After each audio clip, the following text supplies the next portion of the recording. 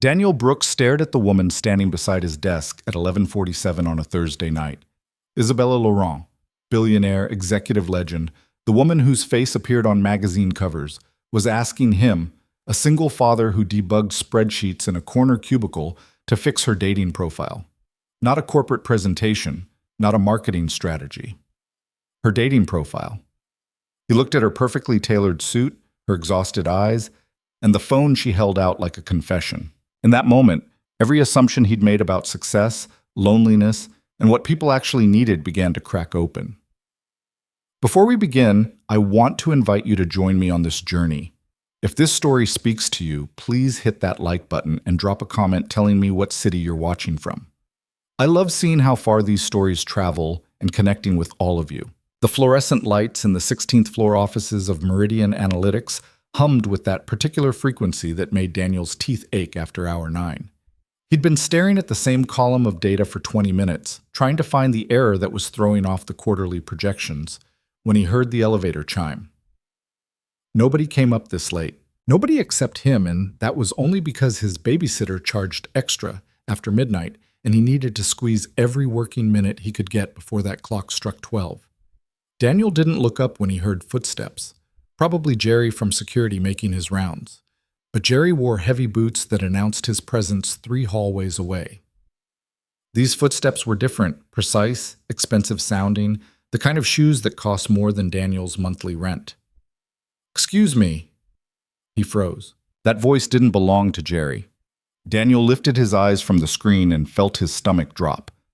Isabella Laurent stood beside his desk, looking slightly uncomfortable and entirely out of place in his dim corner of the office. She wore a charcoal suit that probably cost what he made in 2 months.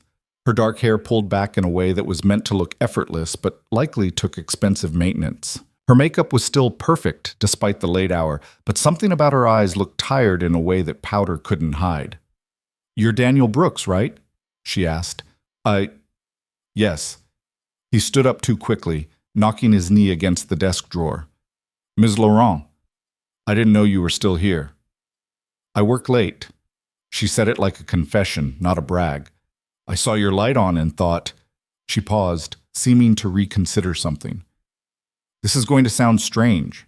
Daniel waited. Everything about this moment was already strange. Isabella Laurent knew his name. Isabella Laurent was standing at his desk at midnight. Isabella Laurent looked nervous, which seemed fundamentally wrong, like seeing a lion hesitate. "I need help with something." She glanced back toward the elevators, as if checking whether anyone might see her. "Something personal. I know that's inappropriate, and if you're uncomfortable, just say so and I'll leave." "What kind of help?" Isabella pulled her phone from her pocket. The case was simple black leather, which surprised him somehow. He'd expected something more elaborate, more expensive looking. She unlocked it, scrolled for a moment, then turned the screen toward him with visible reluctance. "My dating profile," she said. "I need you to fix it." Daniel blinked. "I'm sorry, what?" "I know how this sounds." Isabella set the phone on his desk between them, like evidence she was presenting to a jury. "6 months ago, my assistant convinced me to try one of those apps. I filled it out the way I'd approach a business proposal, efficiently, accurately, highlighting relevant achievements. It's been 6 months and I've gotten exactly 3 matches, all of whom seemed more interested in my net worth than anything else." Daniel looked at the phone, then back at her. "And you want me to rewrite it?" "I've seen your work." Isabella gestured vaguely toward his computer. "You have a gift for taking complex data and making it tell a story that people actually want to read. Last month's market analysis report, everyone in the executive meetings was talking about how readable it was, how it felt human instead of just numbers. I thought maybe you could do the same thing with this." "I write corporate reports," Daniel said carefully. "I'm not sure that translates to dating profiles." "You're a single parent, right?" The question caught him off guard. "How did you—" "I pay attention." Isabella's expression softened slightly. "You leave every day at 5:30. You never come to happy hour. Last week when the printer jammed, you had a photo of a little girl stuck in the output tray, maybe 7 or 8 years old, brown hair, missing her front tooth. You grabbed it before anyone else could see and looked mortified. That tells me you understand how to communicate something real, something that matters." Daniel felt exposed in a way he didn't appreciate. He kept his daughter, Emma, separate from work deliberately. She was his sanctuary, the one part of his life that stayed clean and uncomplicated. The fact that Isabella had noticed felt like an invasion, even if her tone was kind. "Her name's Emma," he said finally. "She's 8. And her mother? Gone. 3 years now. It's just us." Isabella nodded slowly, and something passed across her face. Not pity, but recognition. Like she understood the weight of that statement more than most people would. "I'll pay you," she said. "Whatever your hourly rate is, doubled." "You don't need to pay me. Then do it as a favor, please." The please sounded rusty, like a word she didn't use often. "I know I have everything from the outside. Money, position, success. But I can't remember the last time someone looked at me and saw a person instead of a title or a bank account. I thought maybe if the profile was different, if it showed something real." She trailed off, looking embarrassed. "Never mind, this was stupid. I'm sorry I bothered you." She reached for her phone, but Daniel picked it up first. "Give me 10 minutes, he said. Isabella's eyebrows rose. "Really? Really? But I need you to answer some questions, and you have to be honest. None of this corporate polish stuff, just the truth." She hesitated, then pulled over a chair from the adjacent desk. When she sat down, some of the executive armor seemed to slip. She looked smaller somehow, more uncertain. Daniel opened the dating app and immediately understood the problem. Her profile read like a LinkedIn page. Every photo was professionally shot. Business headshots, charity gala appearances, one of her shaking hands with the mayor. Her bio listed her education, her company positions, her net worth bracket. Under interests, she'd written strategic planning, market analysis, classical music, modern art. "When was the last time you actually went to a museum?" Daniel asked. I don't remember. Maybe 2 years ago?" "Do you like art?" "I like the idea of it. I keep meaning to go more." Daniel deleted modern art from her interests. "What do you actually do when you have free time?" "I don't really have free time." "Everyone has some downtime. What do you do with yours?" Isabella looked at the ceiling, thinking. "I read, I guess. Thriller novels, mostly. The kind with twisty plots that keep you up too late. And I watch cooking shows even though I can't cook anything more complicated than scrambled eggs. Sometimes I just sit on my balcony with wine and watch the city. That probably sounds pathetic." "That sounds human." Daniel started typing. "What kind of thrillers?" "The impossible murder ones. Locked room mysteries. Stories where you think you know what happened, and then everything flips in the last chapter." "Favorite author?" "Tana French, Ruth Ware, Flynn, obviously." Daniel nodded, making notes. "The classical music, is that real or aspirational?" Isabella's laugh was short and slightly bitter. "My mother insisted I learn piano for 12 years. I hated every minute of it. I listened to true crime podcasts and 80s rock mostly." "Much better." Daniel kept typing. "Now the photos. These are all professional shots. Do you have any normal pictures? Things from your actual life?" "I don't really take casual photos." "Nothing? Not even on your phone?" Isabella took the device back and scrolled through her camera roll. Most of it was screenshots of work emails and documents, but eventually she found a few personal images. One showed her on a hiking trail, windblown and laughing, no makeup, wearing a Northwestern sweatshirt. Another captured her at what looked like a farmer's market, examining a bunch of flowers. A third was clearly a selfie taken in her apartment. She was wearing pajamas and had a face mask on, holding a glass of wine, the city lights blurred behind her. "These," Daniel said. "Use these." "I look terrible in them." "You look real in them. That's the point." He worked quickly, rewriting her bio to sound like a person instead of a resume. He kept her intelligence, that was clearly important to who she was, but filtered it through actual personality. He mentioned the thriller novels and the cooking shows. He made a joke about how she could identify every true crime red flag except apparently in her own dating life. He described her balcony wine ritual as a nightly negotiation with the city skyline, where honestly, the skyline usually wins. When he finished, he handed the phone back. Isabella read through the changes slowly, her expression unreadable. "This is..." She paused. "This is not what I expected." "It's honest," Daniel said. "That's what you asked for." It makes me sound ordinary. It makes you sound like someone worth getting to know. There's a difference. Isabella stared at the screen for a long moment. Then she looked up at him with an expression he couldn't quite interpret, somewhere between grateful and terrified. "Thank you," she said quietly. "I mean it. Thank you." "You're welcome."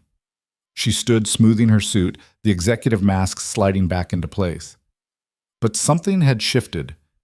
Some small crack had formed in the careful distance between their worlds. "I should let you get back to work," Isabella said. "I should get home before my babysitter charges me overtime." "Right. Of course." She started toward the elevator, then turned back. "Daniel." "Yeah?" "Does it get easier, the single-parent thing?" The question hit him harder than it should have. Most people didn't ask. Most people just offered useless platitudes about time healing all wounds or how strong he must be. "No," he said honestly, "but you get better at it. The weight doesn't get lighter, but your shoulders get stronger." Isabella nodded slowly, something raw and unguarded crossing her face. "Good to know." Then she was gone, the elevator doors closing behind her, leaving Daniel alone with his spreadsheets and the strange feeling that something in his carefully controlled life had just shifted off its axis. 3 days later, Daniel was in the break room making his third coffee of the morning when Isabella appeared beside him. He jumped, sloshing hot liquid over his hand. "Sorry," she said, though she didn't sound particularly sorry. "Didn't mean to startle you." "It's fine." Daniel grabbed a napkin and wiped his hand. "What can I do for you?" "The profile worked?" "Yeah?" 23 matches in 3 days, 10 actual conversations, 5 requests for dates. Daniel smiled despite himself. "That's great." "I rejected all of them." His smile faltered. "Oh." Isabella leaned against the counter, studying him with an intensity that made him uncomfortable. She was wearing another expensive suit, this one navy blue, but she'd taken off the jacket and rolled up her sleeves. It made her look slightly less intimidating, though not by much. "They all wanted to talk about surface things," she said. "Restaurants I'd been to, places I'd traveled. One guy opened with, 'So, what's it like being rich?' Another asked if I could get him a job at my company. They saw the truth in the profile, but they still couldn't see past what they expected me to be." "I'm sorry." "Don't be." It clarified something. Isabella paused, seeming to gather courage. "I'd like to take you to dinner." Daniel's brain short-circuited. "I'm sorry, what?" "Dinner, as a thank you for helping with the profile." "That's not necessary." "I know it's not necessary. I'm asking anyway." Isabella's jaw set in a way that suggested she was used to getting what she wanted, but her eyes held something closer to hope than expectation. "One meal? Nothing complicated. There's a Thai place in West Loop that's supposed to be excellent. Tomorrow night, 7:30? Daniel's first instinct was to say no. Emma had school the next day, which meant homework and bath time, and the careful routine that kept their lives running smoothly. His second instinct was also no, because Isabella Laurent didn't invite data analysts to dinner unless something was wrong with the universe. But there was something in her expression that made him hesitate, a vulnerability that reminded him of the late-night conversation in his office. She was asking not as his boss, but as someone who'd shown him an unguarded moment and was now hoping that trust wouldn't be thrown back in her face. "I need to arrange childcare," he heard himself say. "Of course. If tomorrow doesn't work, we can—" "Tomorrow works. 7:30. Isabella's entire posture shifted, tension releasing from her shoulders. "Good. Great. I'll text you the address." "You don't have my number." "I'm a billionaire, Daniel. I have everyone's number." She said it with a slight smile that suggested she was mostly joking. Mostly. "But I'll have my assistant send it through official channels if that's more comfortable." "That's fine." Isabella nodded, picked up her coffee, and headed toward the door. But she paused at the threshold and turned back. "This isn't a business dinner," she said. "Just so we're clear, this is 2 people having a meal and a conversation. Nothing more complicated than that." "Okay." "And Daniel, wear whatever you'd normally wear. Don't try to dress up for me. I spend all day with people pretending to be impressive. I'd rather see something real." Then she was gone, leaving Daniel alone with his coffee and the growing realization that his carefully controlled life was becoming significantly less controlled. Daniel spent the next 24 hours trying not to overthink things. He failed spectacularly. He almost canceled twice. Once in the morning, when he realized he had nothing appropriate to wear. Once in the afternoon, when Emma asked why he seemed distracted and he couldn't figure out how to explain that her father was having dinner with a billionaire without making it sound like a bigger deal than it was. At 7 o'clock, he dropped Emma at his neighbor Rachel's apartment. Rachel was 63, retired, and took genuine pleasure in watching Emma whenever Daniel needed help. She asked 0 questions, just handed Emma a cookie, and shooed Daniel out the door with instructions to have fun for once in your life. The restaurant was small, tucked between a bookstore and a vintage clothing shop. Nothing fancy, just red-painted walls covered in photographs, mismatched furniture, and the smell of basil and lemongrass thick enough to taste. Daniel spotted Isabella immediately. She was sitting at a corner table wearing jeans and a simple black sweater, her hair loose around her shoulders. She looked younger like this, softer, and when she saw him and smiled, Daniel felt something in his chest tighten uncomfortably. "You came," she said as he approached. "You doubted I would?" "Little bit, yeah." Isabella gestured to the seat across from her. "I thought you might decide this was too weird and bail." "I considered it." Daniel sat down, suddenly hyper-aware of how out of place he felt. Not because of the restaurant, which was casual and welcoming, but because he couldn't remember the last time he'd sat across from someone like this.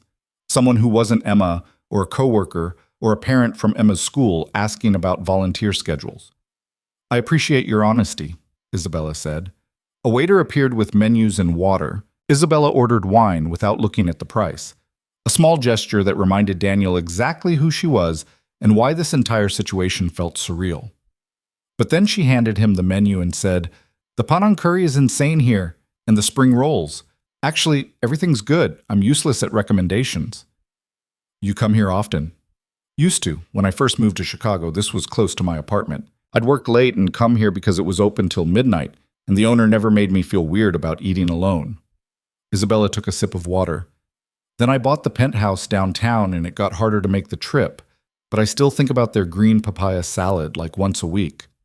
They ordered too much food, curry and spring rolls and sauté and spicy noodles that made Daniel's eyes water.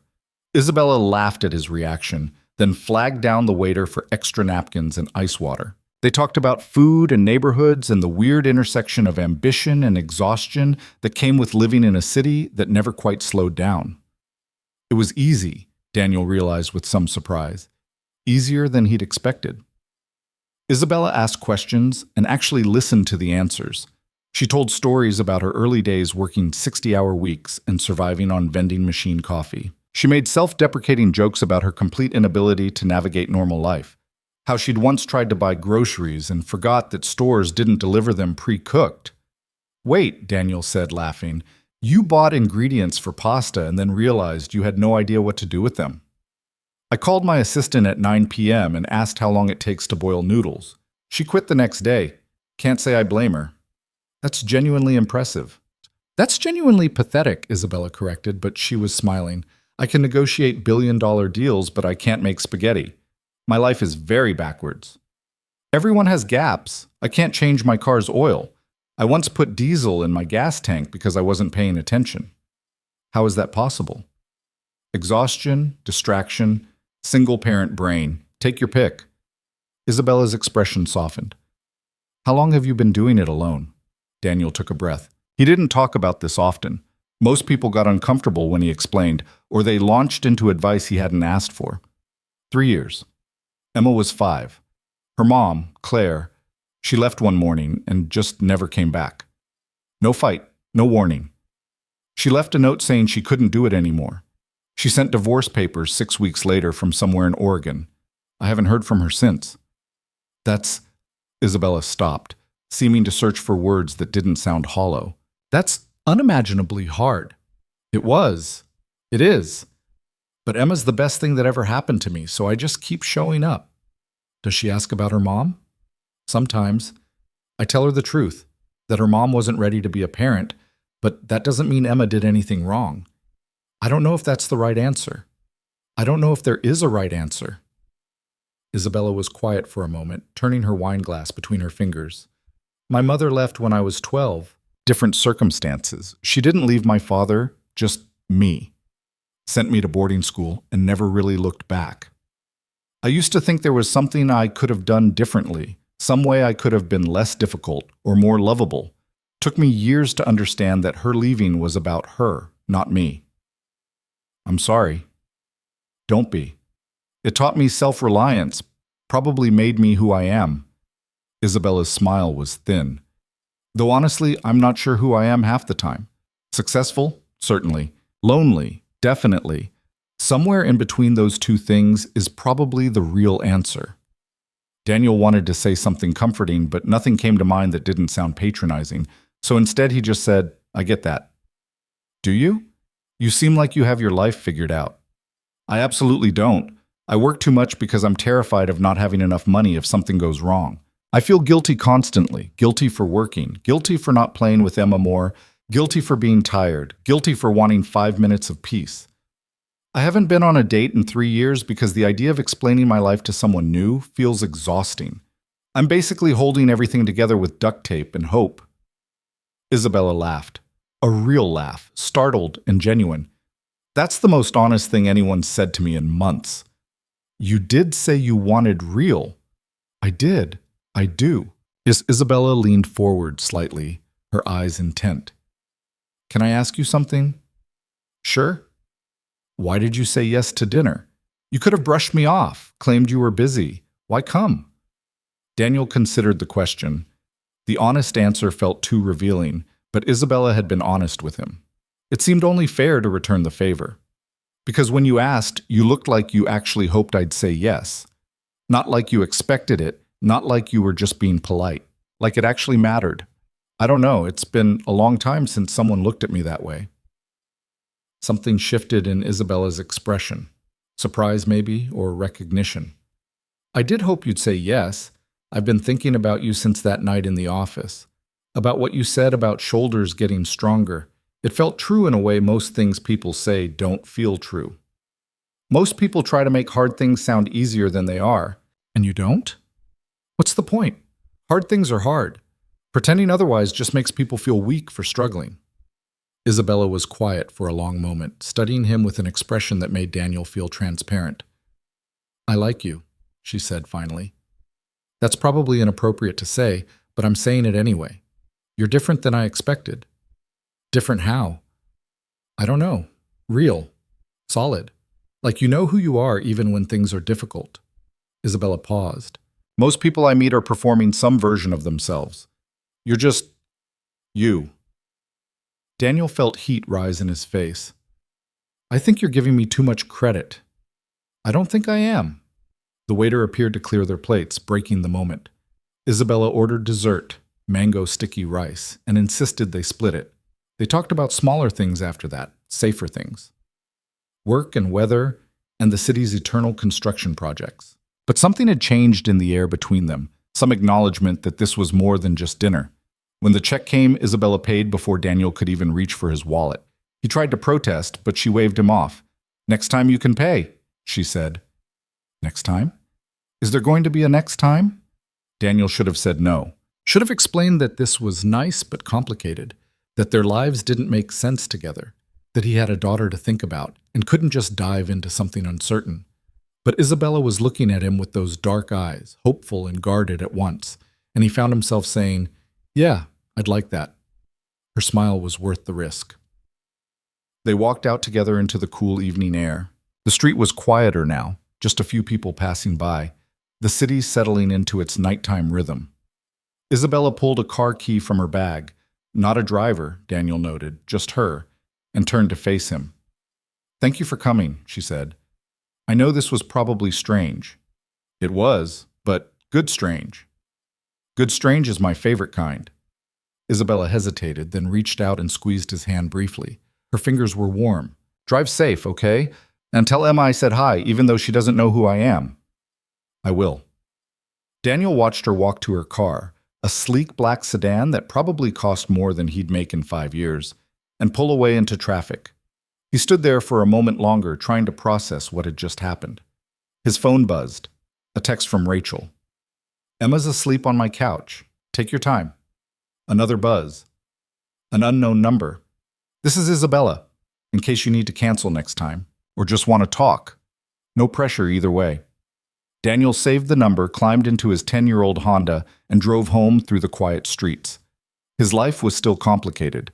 Emma still needed him. Work was still demanding. Nothing had actually changed.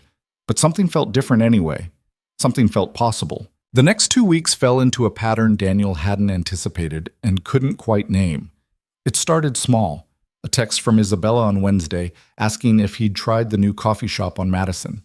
He hadn't, so she sent him a gift card with a note that said, "Consider it market research for your caffeine addiction." Thursday, she forwarded him an article about parenting and screen time with the message, "Thought of you."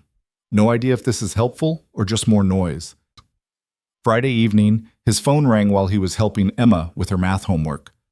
"Is this a bad time?" Isabella asked when he answered. "I'm in the middle of explaining why fractions are important to an 8-year-old who thinks they're a government conspiracy." Emma looked up from her worksheet. "They are, Dad. Nobody uses them in real life."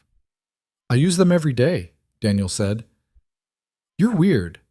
Isabella's laugh came through the phone, warm and unguarded. "She's got a point. When was the last time you needed to know what 3/8 of something was?" "You're not helping." "I'm never helpful. That's my brand." Isabella paused. "I was calling to see if you wanted to get lunch tomorrow, but if you're busy—" "I'm not busy." The words came out too quickly. Emma raised her eyebrows at him, suddenly very interested in his conversation. "I mean, I should check my schedule, but I think I'm free." "You just said you're not busy." "Right, yes. Lunch sounds good. Noon? There's a sandwich place near your office that supposedly has the best banh mi in the city. I'll be there."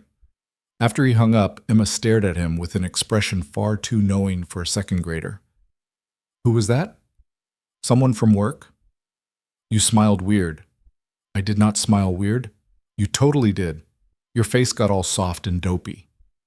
"Dopey?" Daniel reached over and ruffled her hair, which she hated and therefore did frequently. "You're dopey." "Dad, stop." Emma squirmed away, laughing. "But seriously, who is she?" "How do you know it's a she?" "Because you don't smile dopey at Jerry from security." Daniel sighed. "Her name is Isabella. She's an executive at the company. We're just friends." "Do friends make you smile dopey?" "Finish your fractions." "I knew it," Emma said, grinning triumphantly. "Dad has a girlfriend." "I absolutely do not have a girlfriend." "But you want one." Daniel opened his mouth to argue, then closed it again. The honest answer was complicated.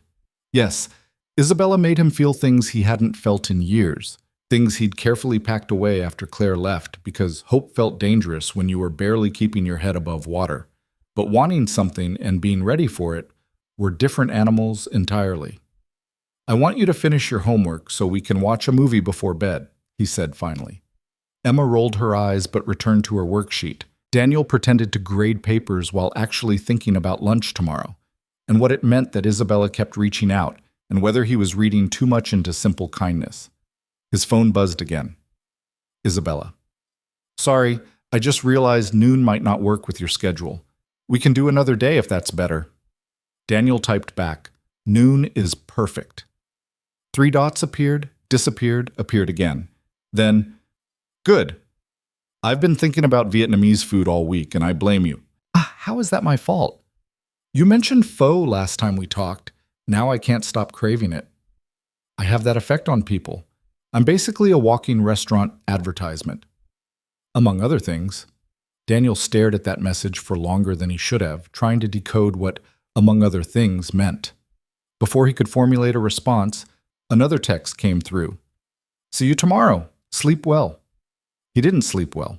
He lay awake thinking about lunch and Isabella and the strange territory they were navigating. It wasn't dating, exactly. They hadn't called it that. But it wasn't just friendship either. It existed in some undefined space that felt both thrilling and terrifying. The next morning, Daniel spent an embarrassing amount of time deciding what to wear. Nothing too formal. Isabella had specifically said she liked him normal, but not so casual that he looked like he didn't care. He settled on dark jeans and a blue button-down, then changed his mind twice before Emma yelled at him that they were going to be late for school. You look nice, she said as they walked to the bus stop. Thanks. Is this for your not girlfriend? Emma. I'm just saying, you usually wear the same 3 shirts on rotation. Today you're all fancy. This is not fancy, this is regular clothes. Sure, Dad. Emma boarded the bus, turning back to wave at him through the window with an exaggerated wink that made the other parents stare. Daniel spent the morning trying to focus on work and failing spectacularly. At 11:30, he gave up and headed to the bathroom to check his reflection, which was ridiculous because Isabella had already seen him at his most ordinary. At 11:45, he left the building and walked the 3 blocks to the restaurant, arriving exactly at noon. Isabella was already there, sitting at a window table with 2 iced teas and a nervous expression that softened into relief when she saw him. You came, she said. Why does everyone keep saying that like they expect me to bail? Because most people bail on me eventually. She said it lightly, but Daniel caught the edge underneath. Occupational hazard of being intense. I don't think you're intense. You're either lying or you haven't been paying attention. I think you're focused. There's a difference. Isabella smiled, something genuine and unguarded. See, that's why I like you. You reframe things in ways that make them sound less exhausting. They ordered banh mi for both of them, plus summer rolls and Vietnamese coffee that came sweet and strong enough to make Daniel's teeth ache. Isabella ate like someone who'd forgotten to have breakfast, which Daniel suspected was exactly what had happened. Busy morning? He asked. Disaster morning. One of our clients decided they wanted to completely overhaul their campaign 3 weeks before launch. I spent 2 hours on a conference call explaining why that's both impossible and stupid, but in diplomatic language that wouldn't make them pull their contract. Did it work? Mostly. They're still moving forward, but now they're mad at me for being right. Isabella took a long drink of her tea. Sometimes I think about what it would be like to have a job where people just did reasonable things and said thank you. That job doesn't exist. Probably not. She picked at her sandwich, then looked up at him. Can I ask you something personal? Sure. Do you ever regret it? Becoming a father so young, giving up whatever else you might have done? The question should have felt invasive, but Isabella asked it with genuine curiosity rather than judgment. Daniel thought about it while he chewed, trying to find an answer that was honest without being depressing. I don't regret Emma, he said finally, but I regret not being better prepared. I thought I was ready. Claire and I had been together since college. We had plans. It all seemed like the logical next step. Then Emma was born and nothing was logical anymore. Claire started pulling away almost immediately. I kept thinking if I just worked harder, made more money, was more supportive, she'd come back to us. But you can't fix someone else's unhappiness, no matter how hard you try. That's a hard lesson. The hardest. Daniel met her eyes. Why do you ask? Isabella was quiet for a moment, tracing patterns in the condensation on her glass. I almost got married once. 4 years ago. His name was Marcus. Investment banker, Princeton grad, came from old money. My mother loved him, which should have been my first warning sign. Everything looked perfect on paper. We wanted the same things. We moved in the same circles. We never fought because we were both too busy to disagree about anything meaningful. What happened? I woke up one morning 6 weeks before the wedding and realized I didn't love him. Not really. I loved the idea of him, the life we were supposed to have together. But when I imagined 50 years of polite dinner conversations and separate bedrooms and charity galas where we'd smile for cameras and barely talk in the car ride home, I couldn't breathe. Isabella's hands tightened around her glass. So I ended it, called off the wedding, moved out of his penthouse, spent the next year being uninvited from every social event because his family has more influence than mine, and they made sure everyone knew I was the villain. That must have been brutal. It was, but it taught me something important. Isabella looked directly at him, her eyes intense. I learned that you can't build a real life on paper. You can't marry a resume. Love isn't a business deal where you negotiate terms and sign contracts. It's supposed to be messy and inconvenient and real. And I'd rather be alone than settle for something that looks right but feels empty. Daniel felt something shift in his chest. Is that what you meant when you said you wanted something real? Yes? Exactly that. Isabella leaned forward slightly. I spend every day in a world where everything is strategy and optics and calculated risk. I make decisions that affect thousands of people, and I do it well because I'm good at seeing patterns, at predicting outcomes. But you can't predict people. You can't strategize your way into connection. And I'm so tired of trying. So what do you want instead? Honestly, I have no idea. I just know I want to stop performing. I want to be around someone who sees me, not the version of me that's useful or impressive, someone who doesn't need me to be anything other than what I am. She paused, looking almost embarrassed. Sorry, that was intense, see? I told you. It wasn't intense, it was honest. Same thing, usually. Not to me. Isabella studied him for a long moment, something shifting in her expression. You're very easy to talk to. Has anyone ever told you that? Not recently. Well, you are. I've told you more in 2 conversations than I've told most people in years. She picked up her sandwich, then set it down again without taking a bite. Can I ask you something else? Go ahead. What are we doing here? The question hung between them, sharp and unavoidable. Daniel had been wondering the same thing but hadn't found the courage to ask.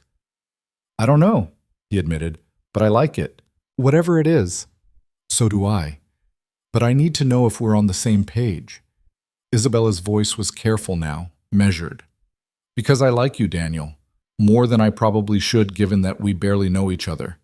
And I don't do casual well. I'm either all in or I'm out. So if this is just friendly lunches and occasional texts, that's fine.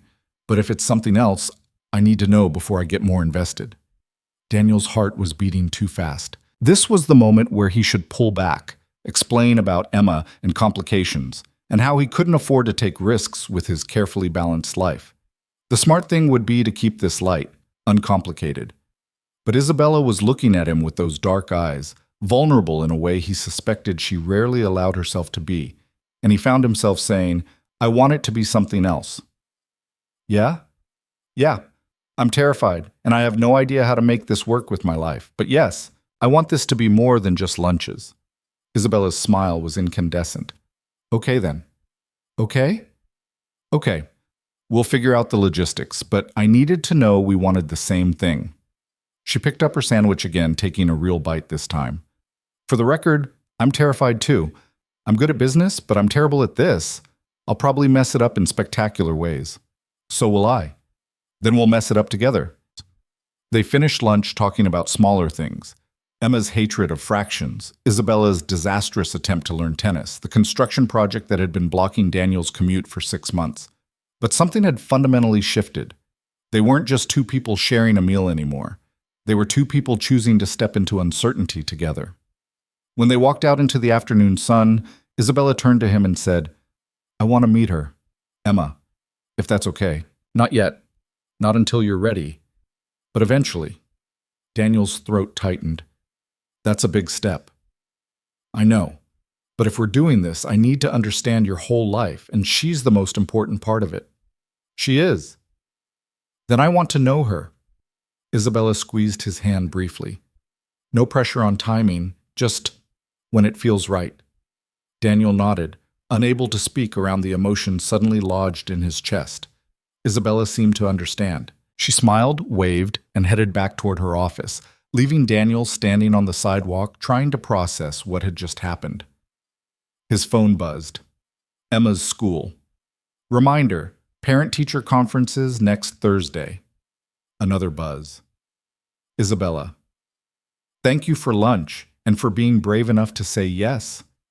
Daniel typed back, thank you for asking. He walked back to work in a daze, barely noticing the traffic or the crowds. Something fundamental had changed in his life. Some door had opened that he'd kept carefully locked for 3 years. It was terrifying. It was exhilarating. It was real. That evening, after Emma was asleep, Daniel sat on his small balcony with a beer and his phone.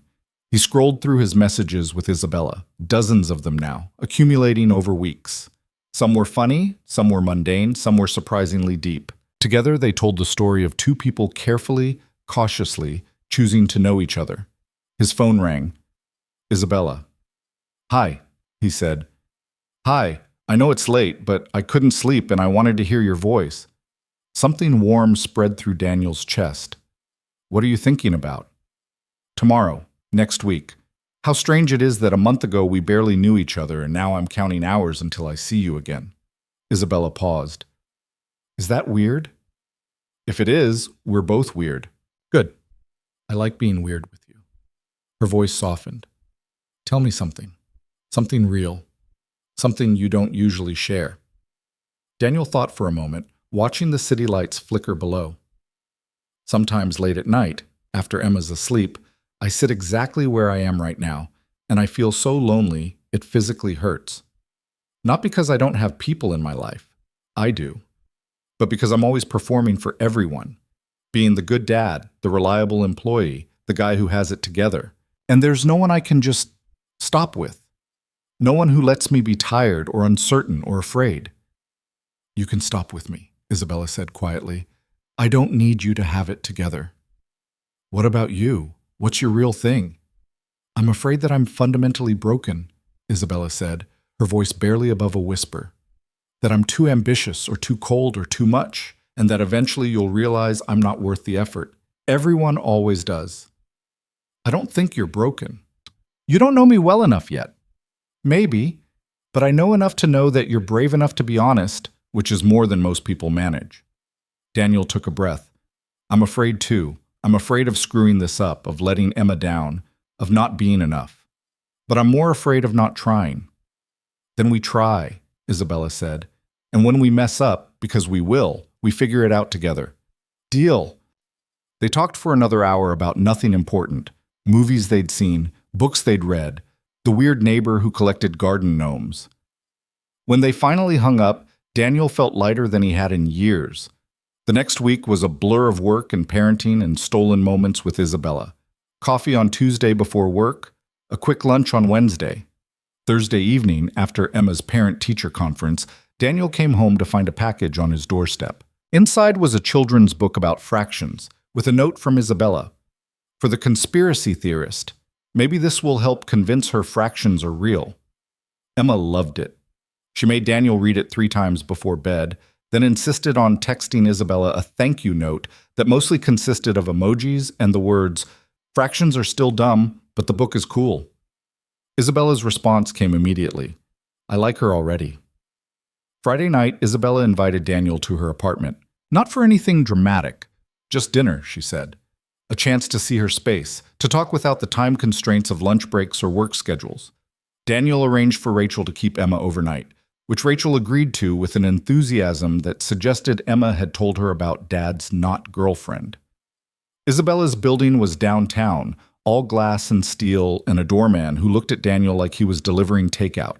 The elevator required a key card to access the penthouse level. When the doors opened directly into her apartment, Daniel understood for the first time the scale of difference between their worlds. The space was enormous, floor-to-ceiling windows overlooking the city, minimalist furniture that looked like museum pieces, art on the walls that was probably worth more than Daniel's entire net worth. It was beautiful and impressive and deeply impersonal, like a hotel suite or a magazine spread. Isabella emerged from the kitchen wearing jeans and a sweater, her hair in a messy bun, her feet bare. The contrast between her and her surroundings was jarring. I know, she said, reading his expression. It's ridiculous. I bought it because my financial advisor said it was a good investment. And then I hired a decorator because I had no idea what to do with this much space. I've lived here 2 years and it still doesn't feel like mine. It's impressive. It's empty. Isabella gestured toward the kitchen. Come on, I'm attempting to cook, which means I need supervision before I burn something. The kitchen was massive and gleaming, full of appliances that looked unused. Isabella had ingredients spread across the counter, vegetables and rice and chicken and what appeared to be 3 different kinds of soy sauce. I'm making stir-fry, she announced, or attempting to. I watched 4 YouTube videos and I'm reasonably confident I won't give us food poisoning. You didn't have to cook. I wanted to. I'm tired of always going to restaurants, always being in public. I wanted something private. She handed him a beer from the fridge. Plus, I figured if it's terrible, at least we'll have a good story. Daniel sat at the counter and watched Isabella cook. She was charmingly incompetent, cutting vegetables in uneven chunks, nearly dropping the pan twice, setting off the smoke alarm when she turned the heat too high. But she laughed at herself, didn't get frustrated, and when she finally plated the food, it looked surprisingly edible. They ate at her dining table, which seated 12 but felt intimate with just the two of them. The food was actually good, not restaurant quality, but honest and warm and made with obvious effort. "This is really nice," Daniel said. "The food or the company?" "Both, but mostly the company." Isabella smiled, something vulnerable in her expression. "Can I show you something?" She led him to a door off the living room that opened into what should have been a second bedroom, but instead was completely empty except for a yoga mat and some boxes stacked in the corner. "This is the saddest room in the apartment," Isabella said. "I've been here 2 years, and I still haven't figured out what to do with it." The decorator suggested a home office or a gym or a guest room, but none of those felt right, so it just sits here, empty, reminding me that I have all this space and no idea how to fill it. "What do you want it to be?" "I don't know, something real, something that matters." Isabella turned to look at him. "Everything in my life is so carefully designed. My apartment, my wardrobe, my schedule, even my relationships have always been strategic. People I'm supposed to know, events I'm supposed to attend. But nothing feels like mine. Nothing feels chosen. Except this," Daniel said, gesturing between them. "Except this," Isabella agreed. "You're the first thing in years that I've wanted just because I want it. Not because it makes sense or looks good or advances some goal. Just because you make me feel human." Daniel stepped closer, closing the distance between them. "You make me feel like I'm more than just Emma's dad.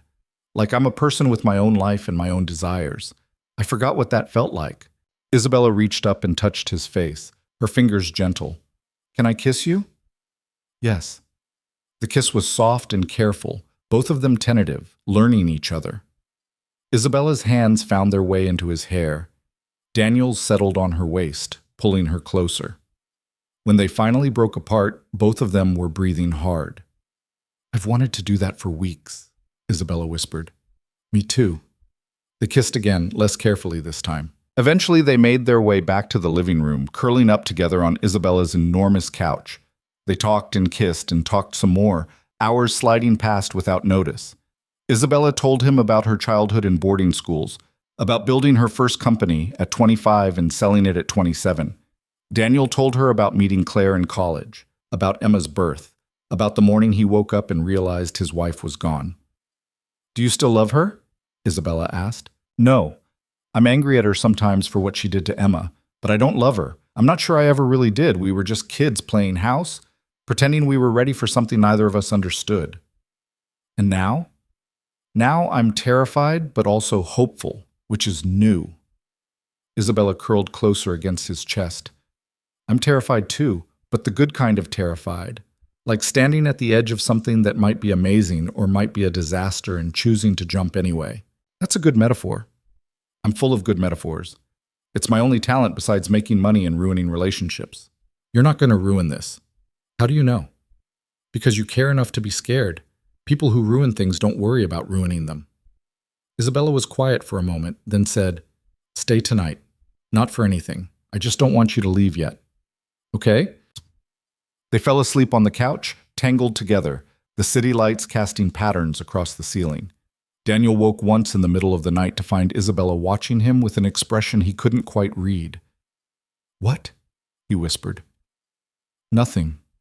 Just memorizing this. In case it doesn't last." "It'll last." "Promise?" "I promise to try. That's all I need." When morning came, they made coffee in Isabella's pristine kitchen and ate toast standing at the counter. Daniel checked his phone to find 3 messages from Emma, all variations of, "Are you coming home or did you die?" and one from Rachel saying everything was fine and to take his time. "I should go," he said reluctantly. "I know." Isabella walked him to the elevator. "But I'll see you Monday?" "Monday, and probably before then via excessive texting." "I'm counting on it." The elevator doors opened. Daniel stepped inside, then turned back. "Isabella?" "Yeah?" "Thank you for taking a chance on this." "Thank you for being worth the chance." The doors closed between them, but Daniel could still see her smile through the glass as the elevator descended. His phone buzzed immediately. "Isabella." "Already miss you. Is that pathetic?" "Daniel, If it is, we're both pathetic. Isabella. Good. I like being pathetic with you. Daniel stepped out onto the street, into the Saturday morning chaos of downtown Chicago, and felt something shift inside him. His life was still complicated. Emma still needed him. Work was still demanding. But for the first time in 3 years, he felt like he was moving forward instead of just surviving. And that made all the difference. 2 weeks later, Daniel stood in his bathroom at 6 in the morning, staring at his reflection and trying to calm the panic climbing up his throat. Today was the day Isabella would meet Emma. They'd planned it carefully, a casual Sunday brunch at a diner Emma loved, nothing formal or high pressure. Just 3 people eating pancakes and seeing if the worlds Daniel had been carefully keeping separate could actually coexist. "You look like you're going to throw up," Emma said from the doorway. Daniel turned to find his daughter already dressed, her hair in 2 lopsided braids she'd done herself. "I'm fine." "You're not fine. You've been weird all week." Emma crossed her arms, looking far too perceptive for 8 years old. "Is this about your not girlfriend finally becoming your actual girlfriend? When did you get so smart?" "I was born smart. You just don't pay attention." Emma walked into the bathroom and stood beside him, both of them looking at their reflections. "Are you scared I won't like her?" Daniel crouched down to Emma's level. "A little bit, yeah." "Why?" "Because you're the most important person in my life. And if you don't like her, if this doesn't work, then it's not going to happen, no matter how much I want it to." Emma considered this, her face serious. "What if I do like her? Then we figure it out from there." "Okay." Emma straightened his collar, which didn't need straightening. "But Dad, you're allowed to be happy too. You know that, right? You don't have to just be my dad. You can be other things." Daniel felt his throat tighten. "When did you get so wise?" "I told you, I was born this way." Emma grinned, breaking the moment. "Come on, I'm starving, and you promised pancakes." They drove to the diner in silence, Daniel's hands gripping the steering wheel too tightly. Emma played some game on her tablet, humming tunelessly. When they pulled into the parking lot, Daniel saw Isabella's car already there, the black sedan she drove herself, not the town car with the driver she used for work events. "That's her?" Emma asked, peering out the window. "That's her. Her car is fancy." "She has money, Em. I told you that." "Yeah, but I didn't think it was fancy car money." Emma unbuckled her seatbelt. "Does she know we drive a car that's older than me?" "She knows." "And she still likes you?" "Apparently." Emma nodded approvingly. "Okay, I like her already." Isabella was waiting in a booth near the back, wearing jeans and a simple sweater, her hair down around her shoulders. She looked more nervous than Daniel had ever seen her, hands fidgeting with her coffee cup, shoulders tight with tension. When she saw them approach, she stood up too quickly, nearly knocking over her water glass. "Hi," she said, her voice slightly too high. "You must be Emma." Emma looked her up and down with an intensity that made Daniel want to intervene. But before he could say anything, Emma stuck out her hand like she was in a business meeting. "Nice to meet you, Isabella. My dad talks about you a lot." Isabella shook Emma's hand solemnly. "He talks about you constantly. I feel like I already know you." "What did he say?" "That you hate fractions, love chocolate chip pancakes, and once convinced your teacher that dogs could be president if they were smart enough." Emma's eyes widened. "He told you about that?" "It's one of my favorite stories." Isabella sat back down, and Daniel and Emma slid into the booth across from her. "For what it's worth, I think you made excellent points. Politicians could learn a lot from dogs." "Right?" Emma leaned forward, suddenly animated. "Dogs are loyal and they don't lie, and they always try to make people happy. That's basically the opposite of most presidents." "Can't argue with that logic." Daniel watched them talk, feeling something in his chest unwind. Emma was leaning in, engaged in a way she rarely was with new adults. Isabella was matching her energy without being condescending, treating her like a person worth taking seriously. When the waitress came, Emma ordered chocolate chip pancakes without looking at the menu, and Isabella ordered the same thing. "Copycat," Emma said, but she was smiling. "They're clearly the superior pancake choice. I'm just following the expert's lead." Daniel ordered coffee and eggs, his appetite still too uncertain for anything heavier. He watched Isabella and Emma talk about school and books, and whether dogs or cats made better pets. Emma had strong opinions on all of it, and Isabella listened like each opinion was a revelation worth considering. Dad says you're really rich, Emma said suddenly, with the blunt honesty only children could manage.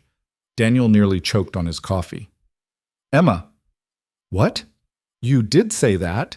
Isabella laughed, not offended. I do have money. Yes. Is that weird? Kind of. Dad's always worried about money. He thinks I don't notice, but I do. He checks the mail, and his face gets all tight when there are bills. Emma took a sip of her orange juice. So yeah, it's weird that you have a lot of money and you want to hang out with us. Emma, Daniel said again, mortified. But Isabella was looking at Emma with something like respect. Can I tell you something honest?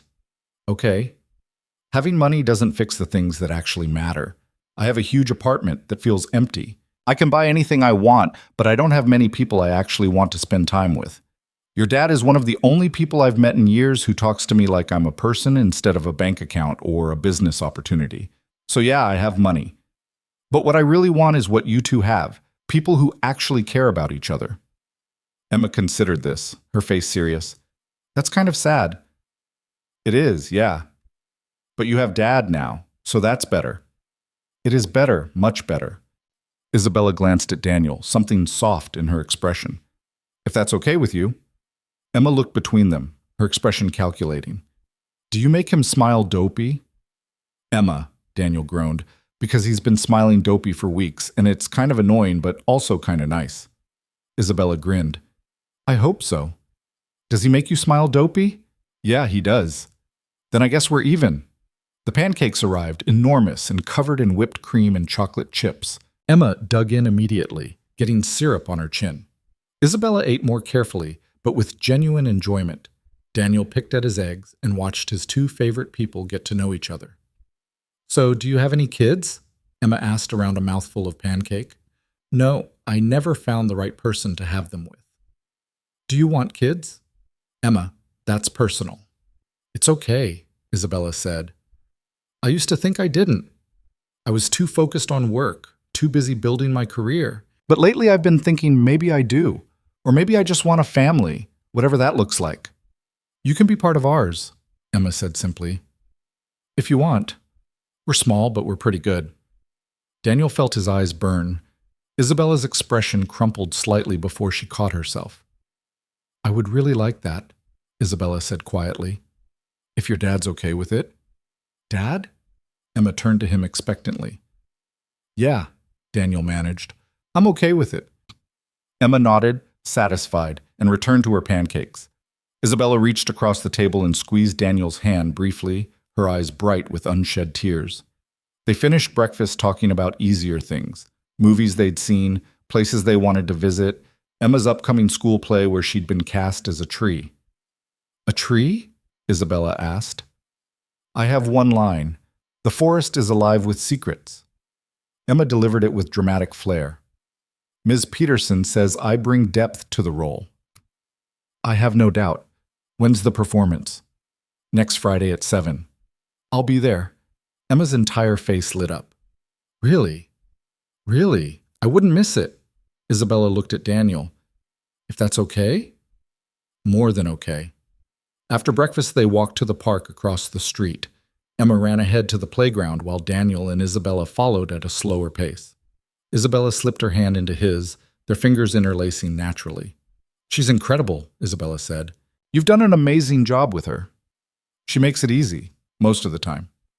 Still, raising a child alone, working full-time, making sure she feels loved and secure, that's not easy. You should give yourself more credit. Daniel watched Emma climb the jungle gym, fearless and confident. I'm terrified every day that I'm screwing it up, that she'll grow up and realize how many things I got wrong.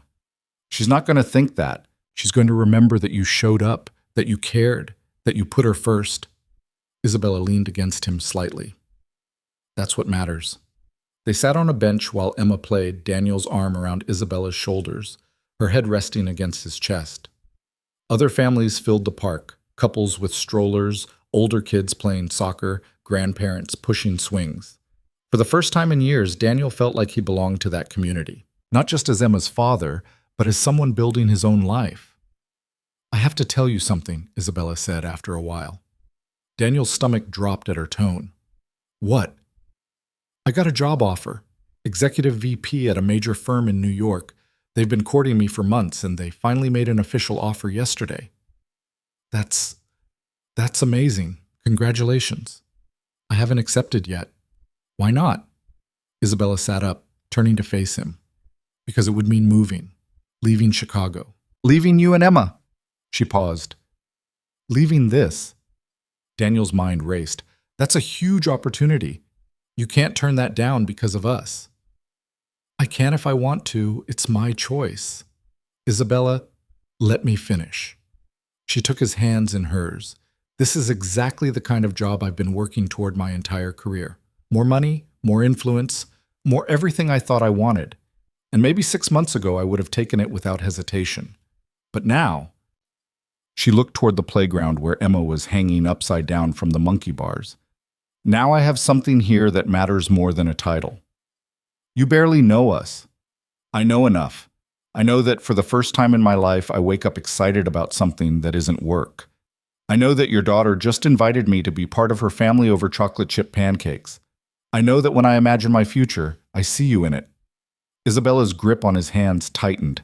I'm not saying I'm turning it down right now. I need to think about it, really think about it. But I wanted you to know it's an option, that I'm considering staying. What if you regret it? What if you stay and 6 months from now you resent us for holding you back? What if I take it and 6 months from now I regret leaving the only real thing I've ever had? Isabella countered. There's risk either way, Daniel. The question is which risk I want to take.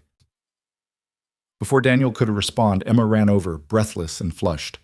Can Isabella come to our apartment? I want to show her my room. Daniel looked at Isabella, who nodded. I'd love to see your room. They drove back in separate cars, Emma chattering the entire way about everything she wanted to show Isabella. Their apartment was modest, 2 bedrooms, 1 bathroom, a kitchen that barely fit 2 people. Daniel suddenly saw it through Isabella's eyes and felt self-conscious about the worn furniture, the water stain on the ceiling they couldn't afford to fix, the general shabbiness of it all. But Isabella walked in and said, This is lovely. It feels like a home. Emma dragged her to the bedroom immediately, showing off her collection of books and stuffed animals and the solar system model they'd built together last month. Isabella examined everything with genuine interest, asking questions and admiring Emma's artwork covering the walls. This one's my favorite, Emma said, pointing to a crayon drawing of 3 stick figures. That's me, that's Dad, and that's you. Daniel hadn't seen that drawing before. Isabella looked at it for a long moment, her expression unreadable. When did you draw this? Isabella asked. Last week, after Dad told me you were coming to breakfast. Emma looked up at Isabella seriously. I wanted to see what we'd look like together. What do you think? I think we look good. Isabella crouched down to Emma's level. Can I tell you something? Sure. I've been offered a job in New York, a really good job, but it would mean moving away from here, from you and your dad. Isabella's voice was careful, honest. I haven't decided what to do yet. I wanted you to know because your opinion matters to me. Emma's face fell. You're leaving. I don't know yet. That's what I'm trying to figure out.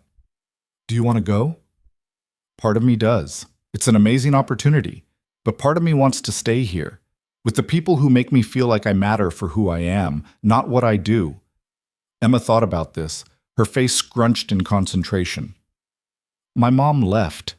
She said she couldn't do it anymore, and she just went away.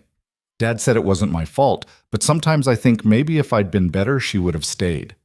Emma, Daniel started, his heart breaking, but Isabella was already talking, her voice firm. Listen to me. Your mom leaving had nothing to do with you. Nothing. Sometimes adults make choices that hurt other people, but that's about their own struggles, not about the people they leave behind. You are smart and funny and kind and wonderful, and anyone who doesn't see that is missing out. Do you understand? Emma's eyes were shiny with tears.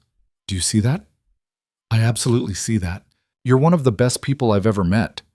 Then don't leave, Emma said, her voice small. Please. I know that's selfish, but please don't go. Isabella pulled Emma into a hug, and Daniel watched his daughter cling to this woman they'd known for only a few weeks, When Isabella looked up at him, her eyes were wet too. "I need to think about this," Isabella said. "It's a big decision, but I promise I'll consider everything, okay?" Emma nodded against her shoulder. "Okay." They spent the rest of the afternoon together, the conversation lighter, but the weight of Isabella's decision hanging over everything. When Isabella finally left, she hugged Emma goodbye and kissed Daniel at the door, brief and sweet. "I'll call you later," she said. "Take your time. Think about what you need." "I will." She paused at the threshold. "Daniel?" "Yeah?" "Thank you for today, for letting me into your life. It means everything." After she left, Daniel found Emma on the couch, staring at nothing. He sat beside her and pulled her close. "You okay, kiddo?" "Is she going to leave like Mom did?" "I don't know, but if she does, it won't be because of you. It'll be because she chose her career, and that's valid too. Sometimes people have to make hard choices." "I don't want her to go." "Me neither." "But you'd let her? You wouldn't ask her to stay?" Daniel thought about how to answer honestly. "If I asked her to stay and she did, but part of her always wondered what she gave up, that would hurt worse than her leaving. Love isn't about holding people back. It's about wanting them to have what makes them whole, even if it's hard." "That sounds terrible." "It kind of is." Emma was quiet for a long time. Then she said, "I really like her, Dad." "I really like her too." "She's different than I thought rich people would be." "How so?" "She's not mean or snobby. She listened to me like what I said mattered. And she didn't pretend to like things just to make me like her. She was just real." "She is real. That's what makes this so hard." That night, after Emma was asleep, Isabella called. Daniel answered immediately. "How are you?" he asked. "Confused, terrified, trying to figure out if I'm brave enough to choose something different than what I've always chosen." "What have you always chosen?" "Safety, success, things I can control and predict. This thing with you and Emma, I can't control it. I can't predict where it'll go. That should terrify me more than it does." "Does it terrify you?" "Yes, but not as much as the thought of walking away from it." Daniel's heart was beating too fast. "Isabella, I'm not making the decision tonight," she cut him off. "I need to sit with it, really think it through. But I wanted you to know that I'm considering things I've never considered before. That you and Emma have changed what's possible for me. You've changed what's possible for us, too." "Yeah?" "Yeah." Emma drew a picture of the three of us. She did it before breakfast, before she even met you. She was already making room for you in her life. Isabella's breath hitched. "That's a lot of pressure." "I know. I'm sorry." "Don't be sorry. Just give me time to figure this out. Take all the time you need." They talked for another hour about nothing important, both of them avoiding the real conversation. When they finally hung up, Daniel lay in bed staring at the ceiling, trying not to think about what it would feel like if Isabella left. The next week was strange. Isabella was busy with work, dealing with conference calls and meetings about the New York position. They texted constantly but saw each other only once, for a quick coffee that felt charged with everything they weren't saying. "Have you decided?" Daniel asked. "Not yet. Soon. No pressure." "There's all the pressure, Daniel. I'm trying to choose between everything I've worked for and something I barely understand but can't imagine losing." "I know. I'm sorry. Stop apologizing. This isn't your fault. It's just hard." Friday came. Emma's school play. Daniel arrived early to get a good seat, but Isabella texted saying she'd be late, stuck in a meeting that ran over. Daniel saved her a seat, watching the door nervously as the lights dimmed. The play started. Emma stood perfectly still as her tree, waiting for her moment. Other kids delivered their lines with varying degrees of competence. The audience laughed in the right places, took videos on their phones. Then Emma spoke. "The forest is alive with secrets." She said it with such conviction, such dramatic weight, that several people laughed, but Daniel saw the pride on her face and felt his chest swell. The door at the back opened. Isabella slipped in, still in her work clothes, slightly breathless. She found Daniel's eyes across the room and smiled apologetically. He gestured to the seat he'd saved. She made her way over and sat down just as Emma's tree became part of the final group scene. "I made it," Isabella whispered. "You made it." They watched the rest of the play together. Isabella's hand finding his in the dark. When it ended and the kids took their bows, Emma scanned the audience and lit up when she saw Isabella. She waved enthusiastically, almost knocking over the kid beside her. Afterward, they met Emma in the hallway. She was still wearing her tree costume, brown felt and paper leaves. "You came!" Emma threw herself at Isabella, who caught her and spun her around.